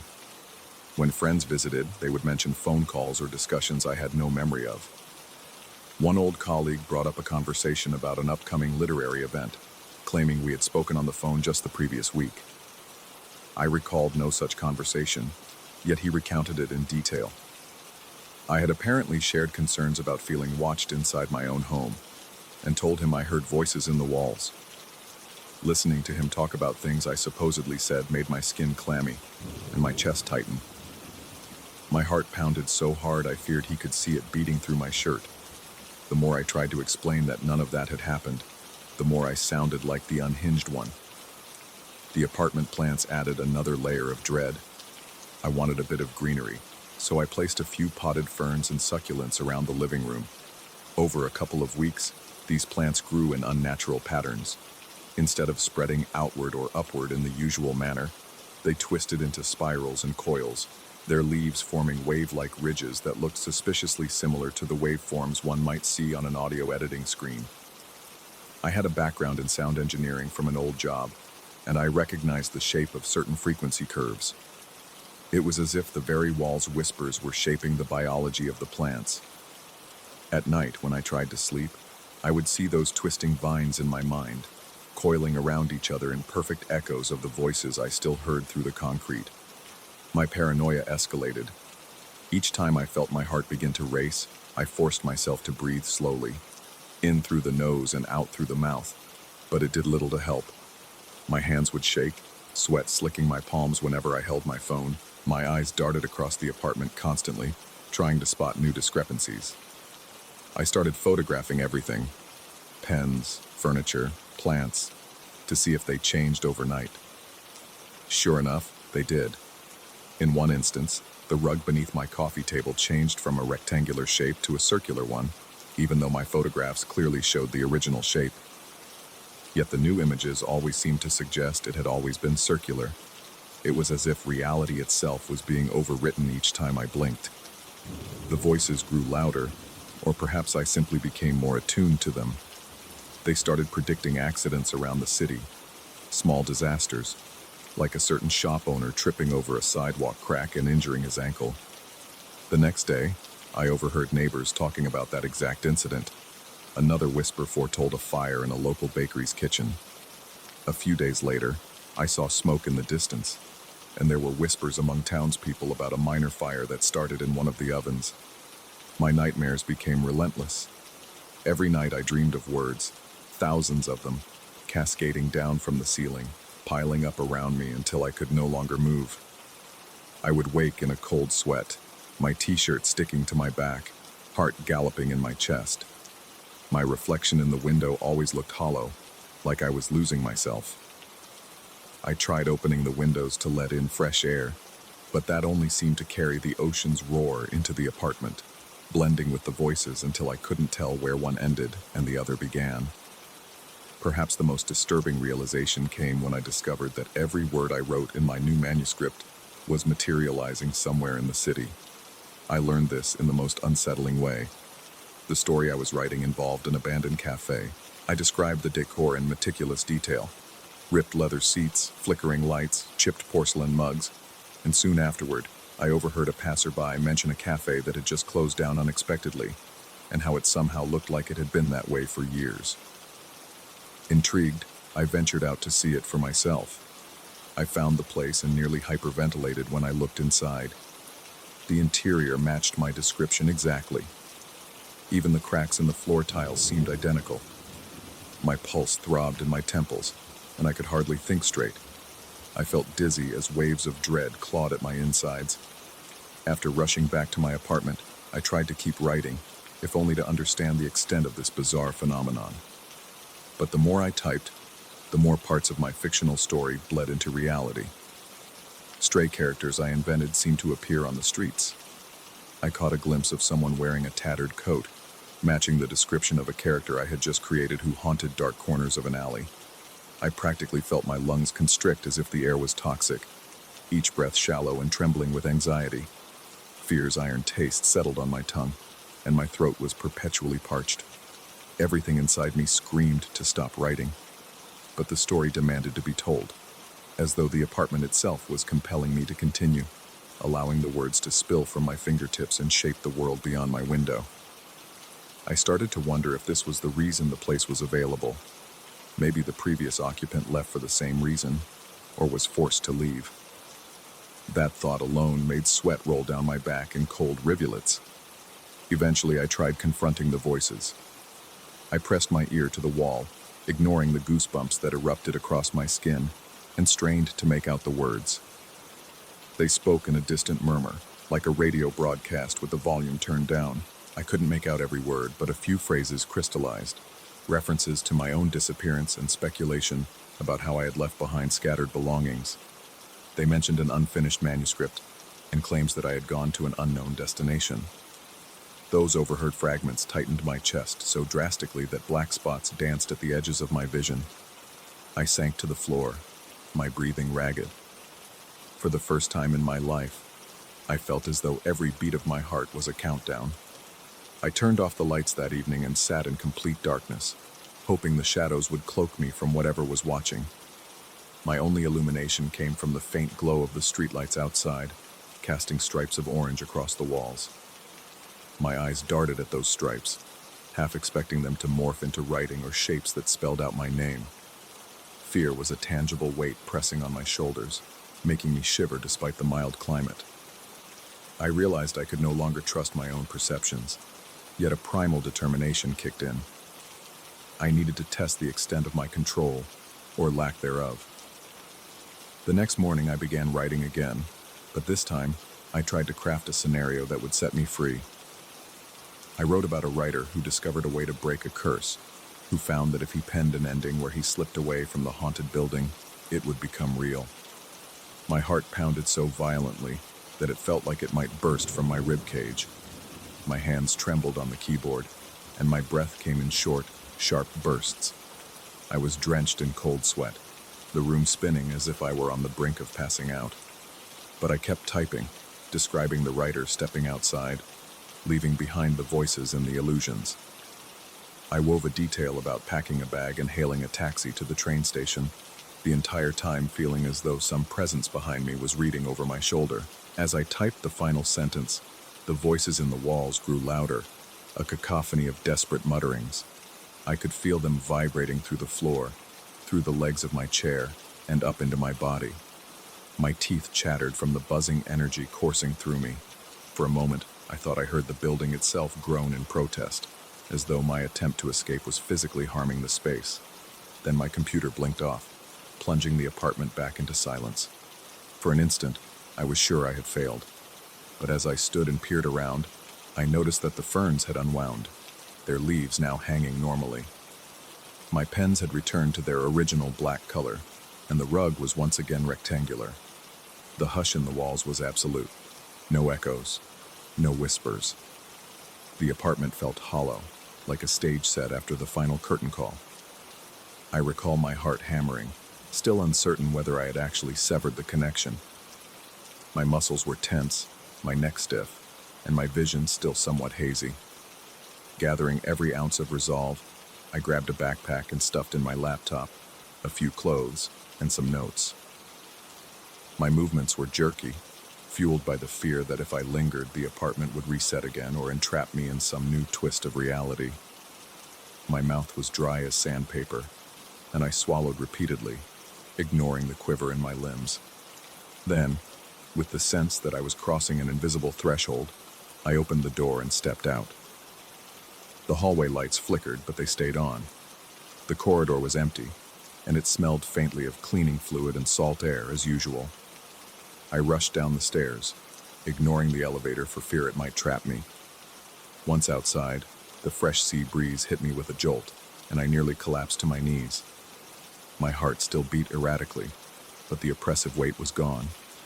The sky stretched out, vast and unobscured, no longer tinted by my paranoia. The crowds on the sidewalks moved normally. Nobody seemed to stare at me as though I were out of place. For a moment, I just stood there, inhaling the crisp ocean air, feeling its salty tang settle on my tongue like some strange medicine. I found a hotel nearby and checked in under a different name. That first night away from the apartment, I slept fitfully, dreaming of swirling words and twisted plants. But upon waking, I felt the suffocating tension had eased. I have not set foot in that apartment since, nor have I tried to retrieve any possessions left behind. Sometimes I still hear faint murmurs in my dreams, but they no longer sound like predictions. They are just echoes of something I left behind, an unfinished conversation in a place that defies explanation. I remain cautious. Wherever I go, I watch for signs that my words are bleeding into the world around me, but so far, everything has been normal. My heart no longer pounds at every minor anomaly. My breathing has steadied. I still write, but I do so with a heightened awareness that language holds a power I can't fully understand. Whenever I recall the chilling hush of those walls, I feel a cold shiver roll down my spine, a memory that reminds me how fragile reality can be. And although I escaped that place, its presence lingers like a question I'm too afraid to answer. Did I leave the apartment, or did it let me go? Story 12. I still remember the chill that swept through me the moment I stepped through the rusted iron gates of the abandoned textile factory on the outskirts of Porto. The sky was an overcast gray, heavy with unshed rain, and the sour smell of mildew seemed to hang over the entire complex. The first thing I noticed was how quiet everything felt. No passing cars, no voices in the distance, not even the faintest rustling of leaves. It was as though the wind itself refused to blow across that cursed stretch of land. I had come here to capture the mysterious beauty of urban decay, but there was an unsettling energy already gnawing at the back of my mind, warning me that this place harbored secrets best left undisturbed. I had been researching hidden photographic gems in northern Portugal for weeks, scouring local rumors and scuttling through obscure archives. When I discovered an abandoned textile factory that had once employed hundreds of workers, I knew I had to see it. Something about the location's dark corridors and towering empty spaces called to me. Being an urban photographer, my passion lies in unearthing neglected structures, capturing their silent histories, and revealing a side of civilization most prefer to forget. The building's storied past was a magnet to me. Old newspaper clippings spoke of strange accidents and sudden factory closures, though details were scarce. Still, I couldn't resist the urge to venture into that unknown expanse. Entering the main courtyard, I felt a tingle at the nape of my neck. The architecture reminded me of a once grand industrial establishment. Tall brick walls, large glass windows now shattered by time, and tangles of thick vines crawling over cracked cement. My footsteps echoed too loudly in the yard, as though the sound were magnified by the emptiness. Every camera shot I set up felt saturated with gloom. Then, inside the entrance hall, I was greeted by a corridor lined with ancient spinning machines, rusted cogs and belts stiff with years of neglect. The stale air tasted of dust and regret, and I remember coughing as I inhaled the debris swirling around me. Despite feeling uneasy, I began methodically photographing each corridor. It wasn't until I reviewed some of the shots on my camera's display that I noticed something odd. In the background of one frame, between the shadows of two enormous looms, there appeared to be a figure with elongated limbs and a face that seemed blurred at first glance. It looked unnaturally tall, as though it were mid-transformation. The distortion might have been a trick of the lighting or the camera's lens, I told myself, but a cold sensation crawled over my skin. My heartbeat quickened. There was no one else in this factory. At least, there shouldn't have been. Determined to proceed, I forced myself down the corridor, capturing more photographs as I went. Almost every shot revealed something bizarre. A worker's silhouette with limbs bent at absurd angles, or a half-formed face peering from behind a crumbling column. My breath caught in my throat whenever I saw these images. My rational mind kept insisting it was only the camera's long exposure in the dim light, but I couldn't shake the creeping dread gnawing at me.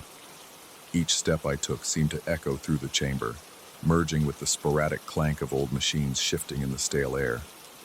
Occasionally, I picked up what sounded like a whispered moan, but when I paused to listen more carefully, the noise ceased. Further into the complex, corridors intersected in a maze-like pattern. Many of the doors were barricaded with broken beams, and some had rusted locks that refused to budge. I had to be careful where I stepped because each hallway was thick with loose bricks, scattered glass, and fragments of twisted metal. The gloom made everything feel claustrophobic, even though the halls were wide enough to fit lines of workers. The occasional staccato of dripping water echoed in the distance, but every time I tried to identify a source, I found only empty corners or collapsed thresholds. I started to worry that if I ventured too deep, I would lose track of my path back. Eventually, I found myself in a part of the building that seemed older, as though constructed before more modern expansions. The walls were narrower, and the architecture was distinctly archaic. Down here, the perpetual odor of dampness was sharper, mingling with an inexplicable chemical stench. I noticed a sealed door with a caution sign hanging precariously by one nail. The words were almost unreadable, but I made out the Portuguese equivalent of no entry, or something to that effect. A portion of me wanted to heed that warning, but curiosity pulled me forward. I managed to pry the door open using a metal rod I found in a corner. Beyond it lay a winding staircase that spiraled downward. As I descended, the air grew colder, and I could feel goosebumps forming on my arms. My heart pounded so loudly in my ears that I worried it would mask any other sound. The pitch-black corridor at the bottom of the stairs led me to a strange hall lined with wooden boxes and old mannequins, the kind once used for fitting suits or dresses. Their cracked plaster faces glinted in the dim flashlight. At first, they stood in neat rows, but the deeper into the hall I walked, the more chaotic their arrangement became. Some mannequins had missing limbs. Others seemed fused together in unnatural contortions. My breathing became shallow, and a cold sweat broke out across my forehead. Every muscle in my body tensed. I lingered there, hesitating whether to take photos. Something in me was screaming to turn back. In the end, I raised my camera and took several shots. Immediately, the flash revealed something horrifying. Behind one of the mannequins stood another figure, but it was gone when I lowered the camera. My heart hammered against my ribs. I tried the shot again, nothing but the motionless group of mannequins. I told myself it was an illusion, perhaps my reflection in some piece of glass, but my senses were on high alert now. That was when I first heard a faint voice. It sounded distant, filtering through the static of my equipment. Words half in Portuguese, half in an unintelligible rasp, repeating libertação and substituição with an eerie urgency. My mouth went dry as I realized I had no explanation for this phenomenon. To calm myself, I flipped through some of the recent pictures on my camera. A chill coursed down my spine. In every shot of the mannequin room, the dummies appeared closer together than they did to my naked eye, as if they were inching forward whenever I blinked. Each picture showed them in slightly different positions, even though I never heard a sound of movement. My hands shook so violently I almost dropped the camera. The oppressive silence weighed on me, and I couldn't shake the sense of being watched by dozens of unseeing eyes. Deciding I had captured enough of this macabre spectacle, I turned to find an exit. However, the corridor that had led me down here now twisted in an unfamiliar direction. The staircase I had just descended was nowhere to be found. A slow ripple of panic spread through my chest. I retraced my steps, at least I attempted to, but each turn only brought me to another hallway, or the same decaying machinery. Once, I emerged into what I thought was the main courtyard, only to realize it was some sort of storage area brimming with silent, archaic looms. The entire building felt like it was breathing, shifting its layout to keep me trapped. With mounting anxiety, I ventured onward, hoping to find some external wall or exit door. My flashlight flickered intermittently, the battery apparently failing. Shadows from overhead pipes seemed to bend and contort around me. The faint clanking of dormant machines sounded more and more like muffled sobs, echoing through the corridors. I found a large wooden door slightly ajar and pushed through it, hoping for a different route out. Instead, I stepped into a massive central hall with a lofty ceiling of broken glass. Dust motes danced in the pale light that filtered through jagged skylights. In the center of the hall stood dozens of mannequins, more than I remembered. They formed a semicircle around a single raised platform. The sight was so jarring I nearly froze where I stood. I tried backing away slowly, but a dull thud behind me made me spin around. There was another cluster of mannequins blocking the entrance I had just passed through. My breath came in rapid bursts as I realized these figures had not been there seconds earlier. Each mannequin faced me, though many were missing eyes or entire faces. Their chipped bodies cast twisted shadows across the cracked marble floor. I convinced myself it had to be some elaborate trick of perspective, yet the nauseating feeling in my stomach told me there was something genuinely wrong here. The next thing I noticed was my own shadow. It stretched out on the ground from the weak light overhead, but it began to waver independently of my movements. I lifted my arm. The shadow did not match my timing. It lingered behind, as though weighed down by some presence. My hands felt clammy, and sweat dripped down my temple. When I mustered the courage to move again, the shadow jerked forward a second too late, mimicking the stance of a nearby mannequin instead of mirroring me. I felt a jolt of adrenaline, as if every cell in my body screamed for me to run. But run where? Panic seized me, and I tried to circle around the mannequins, searching for any unlocked door. I found an exit sign flickering in a corridor off to the side. Racing toward it, I heard the voices growing louder through the static on my camera's microphone. They were chanting something in Portuguese, straining, pleading for release, or so it seemed. I only caught fragments, words like please, freedom, and trade, all mingled with distorted static. The entire factory vibrated with tension, as if at any moment the walls might collapse under the weight of these tortured echoes. I managed to push open the exit door, relieved to see faint daylight beyond. But stepping out led me, impossibly, back into the same central hall. My stomach lurched at the realization that I was trapped in a place that defied logic. The mannequins now clustered even more densely, their vacant faces turned in my direction. My shadow flickered in and out, sometimes aligning with me, sometimes moving as if it belonged to someone, or something else. Dizziness took hold, and I could feel beads of sweat dripping from my brow, mixing with the dust on my face. My mind raced, grappling with possibilities. Was I hallucinating? Had I inhaled some toxic mold or chemical? Or was this factory alive in some horrifying, otherworldly way? My breathing grew ragged, and my heart pounded so hard that my chest felt bruised. I tried focusing on the tactile sensations of the cold floor under my shoes, the scratch of dust on my palms, anything to ground myself. But every time I blinked, the mannequins seemed to shift, creeping closer, as if hungry for my presence. A fleeting thought crossed my mind. Maybe they wanted a replacement, someone to fill the void they had left behind when the factory shut down. My chest tightened at the idea of becoming just another motionless shape in the gloom. Determined not to let that happen, I scanned the hall for any possible route. My flashlight flickered again, and in the brief strobe of its dying beam, I noticed a ladder leading to a small hatch near the ceiling. It looked precarious, possibly an old maintenance access point, but it was the only thing that might lead out. Inching my way around the mannequins, I avoided looking into their chipped faces. Some seemed to grin, their plaster lips cracked into unnatural smiles. Others bore blank expressions that felt like accusations of trespass.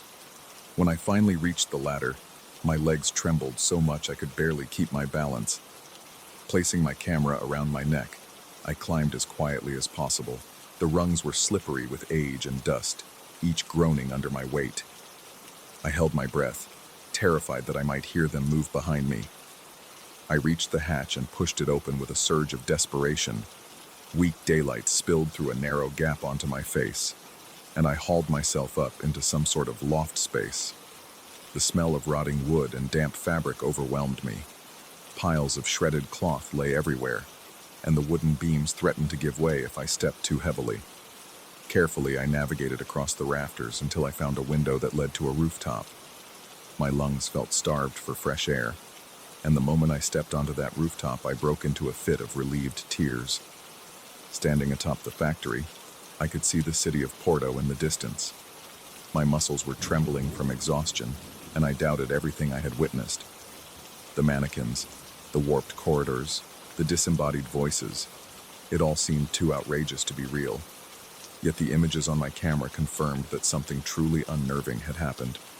I took a moment to gather my wits, inhaling the crisp air.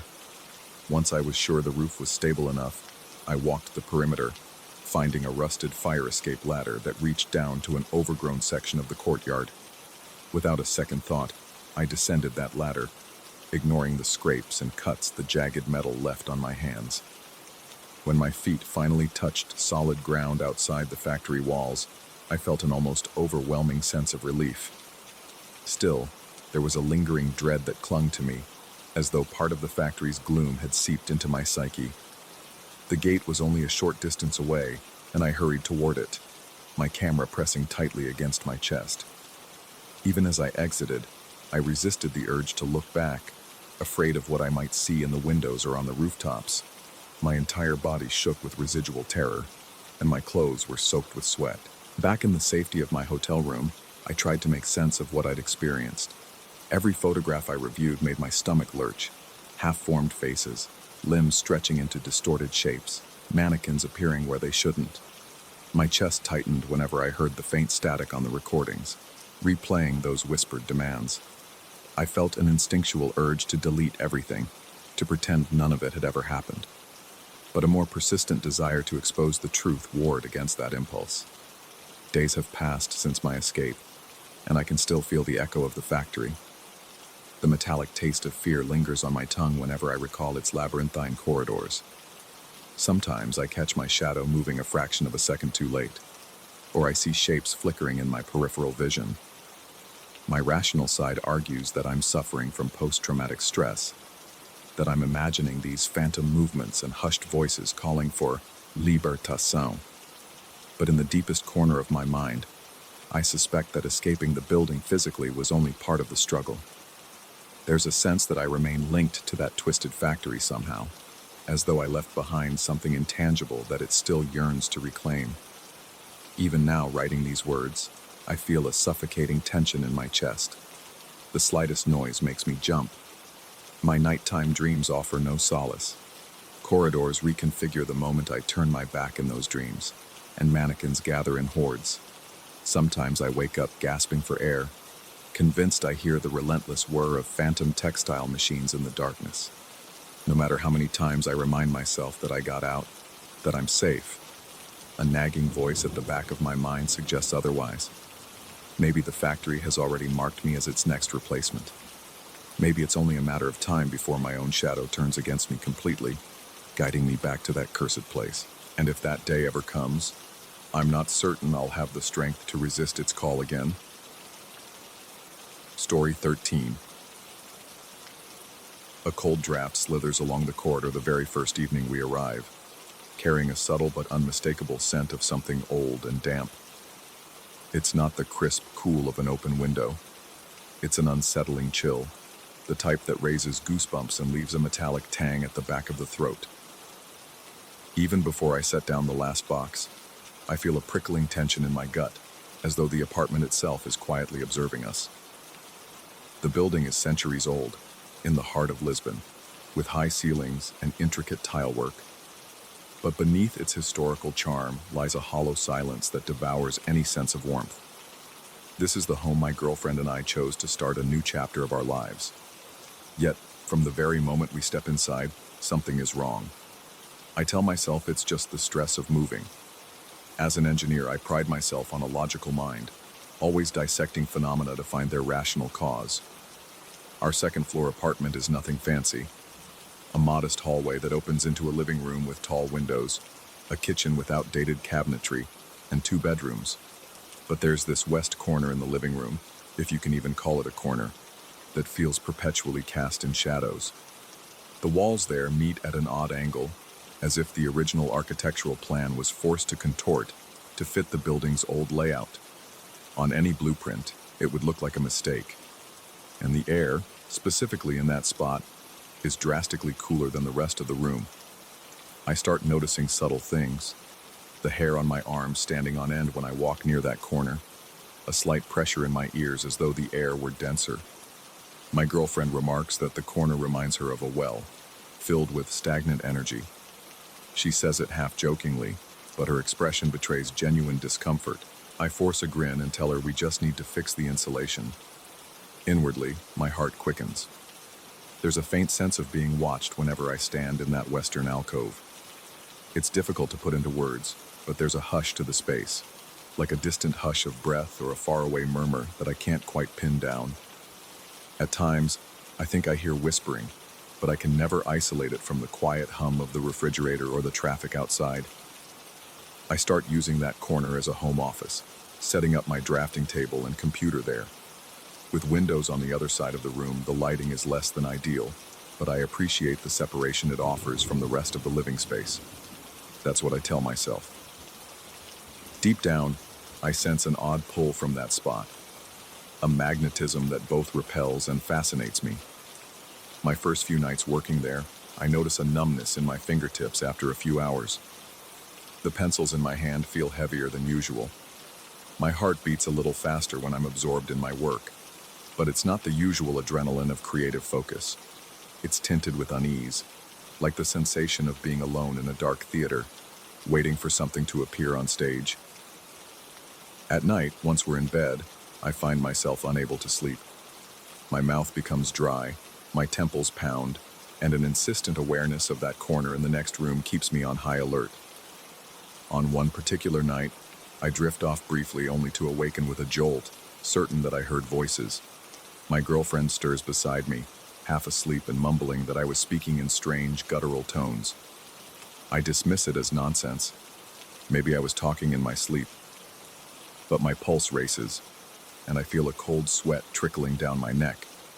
I realize my hands are shaking. The next morning, I can't recall my dreams at all, only that they left me disoriented and anxious. In the coming days, the disturbing impressions intensify. My engineering sketches morph in front of my eyes. I'll be working on a straightforward plan for a structural reinforcement, and suddenly I'll notice bizarre symbols crowding the margins. At first, I think I'm just doodling absent-mindedly, but the shapes look archaic, like runes or sigils from some forgotten manuscript. I throw away those pages and start fresh, determined to maintain professionalism. But the phenomenon continues. Sometimes the math itself warps. I glance at an equation that was once standard, and it's become an absurd series of impossible values. I rub my eyes, expecting to find I made some mistake, but I can't even identify the original numbers.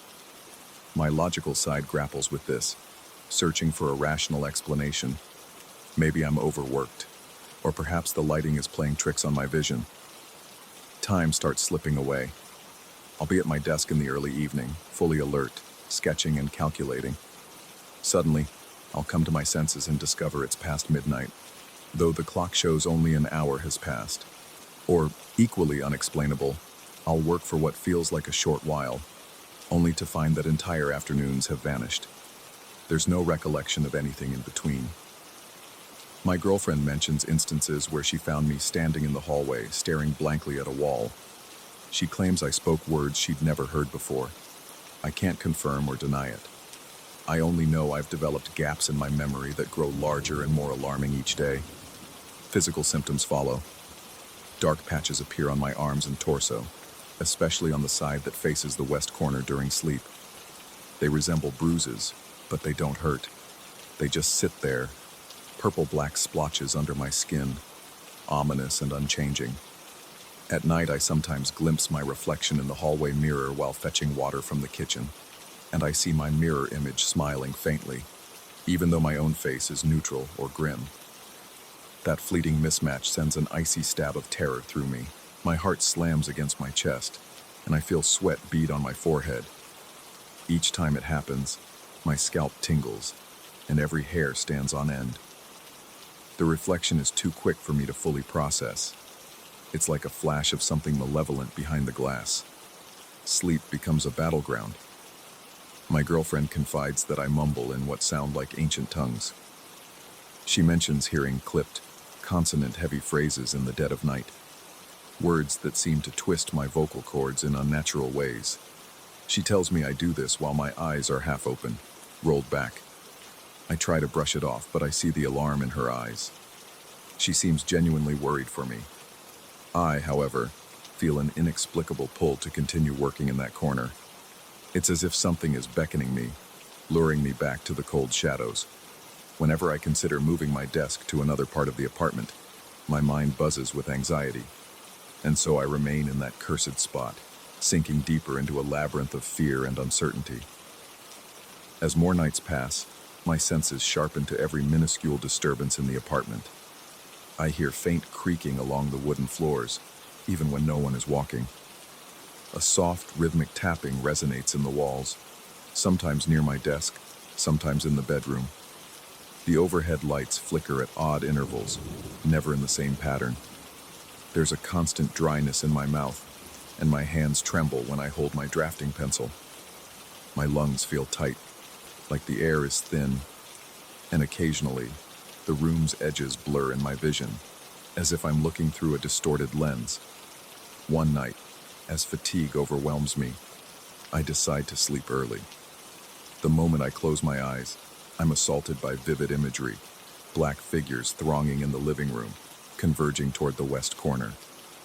They don't have distinct faces, just silhouettes, tall and elongated, their limbs seeming to stretch unnaturally. I see them moving in slow, deliberate steps, forming a circle around my desk. My heart pounds so fiercely that I jolt awake, gasping for breath, a slick layer of sweat coating my entire body. Every muscle quivers, my legs tangled in the sheets. My girlfriend is deeply asleep, unaware. I sit up, pressing a hand to my chest as my pulse races, and in the dimness, I can still sense those silhouettes out there, beyond the bedroom door. I try to fight back through logic, spending the next day looking up historical records of this building. The research yields no straightforward tragedies, no rumors of curses. It's as though this corner of the world slipped through the cracks of time, unremarkable yet harboring something unspeakable. My determination to rationalize everything wears thin. As my exhaustion mounts, so does the stifling atmosphere. The air in the apartment feels stagnant, thick with tension that makes the walls seem to close in. Footsteps in the hall outside our door echo with a hollow ring, and I catch myself jumping at the slightest noise. On the 7th or 8th day after our move, I've lost track. I wake up in the living room. The sun is streaming through the windows, but it does nothing to dispel the eerie gloom near my desk. My mind spins as I realize I have no memory of leaving bed. My heart gallops, each thud resonating in my ears. A creeping sensation crawls over my skin, and my arms are dotted with goosebumps. My girlfriend finds me there, disoriented, crouched in a corner. She gently asks if I'm all right, but I can only manage incoherent mutterings, my throat dry as sandpaper. That's when I realize I'm still wearing the same clothes from 2 days ago. Increasingly, I suspect that corner is a bridge, or a doorway, to something beyond what I can comprehend. The lines of reality start blurring. At times, I think I see the walls shift imperceptibly, like the geometry is all wrong, angles bending into new shapes whenever I blink. My girlfriend keeps her distance from the west corner, claiming she feels a pressing weight on her chest whenever she nears it. She tries to comfort me, saying we could sleep in another part of the apartment, or we could consider finding a different place to live. I can sense her fear, but mine is deeper. Mine is a sinking feeling that I've become tethered to whatever dwells here. At night, I lie awake, counting my breaths, straining to catch the faint sibilant murmurs drifting from that cursed space. The darkest moment comes when I catch my reflection in the large bathroom mirror one morning. I'm simply washing my face, feeling clammy and feverish. I glance up, and that reflection is not only smiling, but its eyes are different, too wide, filled with a smug intensity that makes my stomach clench. My breath hitches, the room spins slightly. For an instant, I feel like the reflection is the real entity, and I'm just a hollow shell. My heart hammers so fast that black spots appear at the edge of my vision. Cold sweat runs down my back, and I have to grip the sink to keep from collapsing. Then, as quickly as it happened, the illusion, if it was an illusion, is gone. My reflection is just my own tired face again. No grin, no eerie eyes. But the dread remains, coiling tightly in my gut. A suffocating pall of dread settles over us both.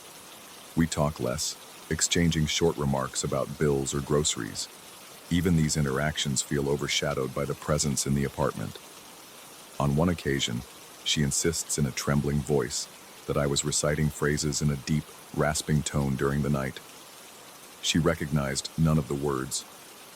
I try to reassure her that it's just stress, that I probably had a nightmare, but there's a hollowness in my own voice that betrays how unconvinced I am. My rational mind is fracturing under the weight of too many unanswered questions. Desperation drives me to confront that corner directly. Late one night, when the air feels thick with electricity, I sit at my desk, determined to map out every dimension, to take a precise measurement of the walls and floor. My hand trembles as I operate the tape measure, the metal scraping softly against the old wood. Each measurement yields nonsensical figures. Angles that should add up to 90 degrees result in 97 or 102. Distances that I measure 3 times in a row give me 3 different results. My breath quickens, and I have to remind myself to inhale fully so I don't faint. The corner defies logic, and the more I press, the more reality seems to warp around me. In a final surge of courage, or madness, I decide we can't stay here. My girlfriend has already suggested leaving, and though a part of me feels some warped loyalty to the corner, I also want to preserve my sanity. One cold dawn, I realize I'm standing in the hallway again with no recollection of how I got there. My lips parted in a silent chant. That's when I make a definitive choice. We have to leave. I start packing, all the while feeling the apartment resisting my efforts. The air is suffocating. The overhead lights flicker wildly, and the hush of incomprehensible whispers merges into a dizzying static in my ears. My heart beats so hard my chest hurts, and there's an incessant quiver in my muscles. When the day comes to finally go, I can't shake the sense that the walls are pulsing, drawing me back. My skin prickles with goosebumps as I walk out of the living room for the last time. I cast one final glance at the west corner. Its darkness seems alive, shimmering just below my ability to focus. My breath is shallow, my vision swims, but I tear my gaze away. I rush to grab the last bag, my fingers slippery with sweat. My girlfriend waits in the corridor, looking equally unsettled. We leave the keys with the landlord, offering only vague excuses about urgent travel. There's no anger, no argument, just a quiet flight from a place that warps reality at its core. In the weeks that follow, we take up temporary residence in a small guest house outside the city. My nerves are raw, and I jump at the smallest noises. I wake in the night sometimes, choking back the memory of those dark figures. Even in bright daylight, I find myself half expecting my reflection to flash me that mocking smile. The bruise-like stains on my skin have started to fade, but the memory of them lingers, a haunting reminder of what I can't explain away with mathematics or science.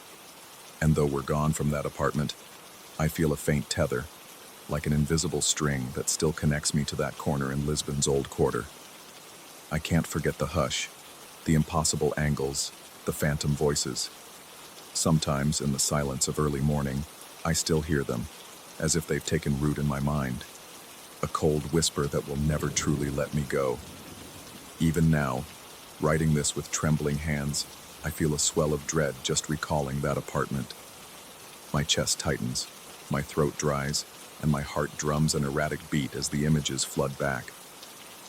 I tell myself it's all in my head, but my engineer's instincts know when the data doesn't line up.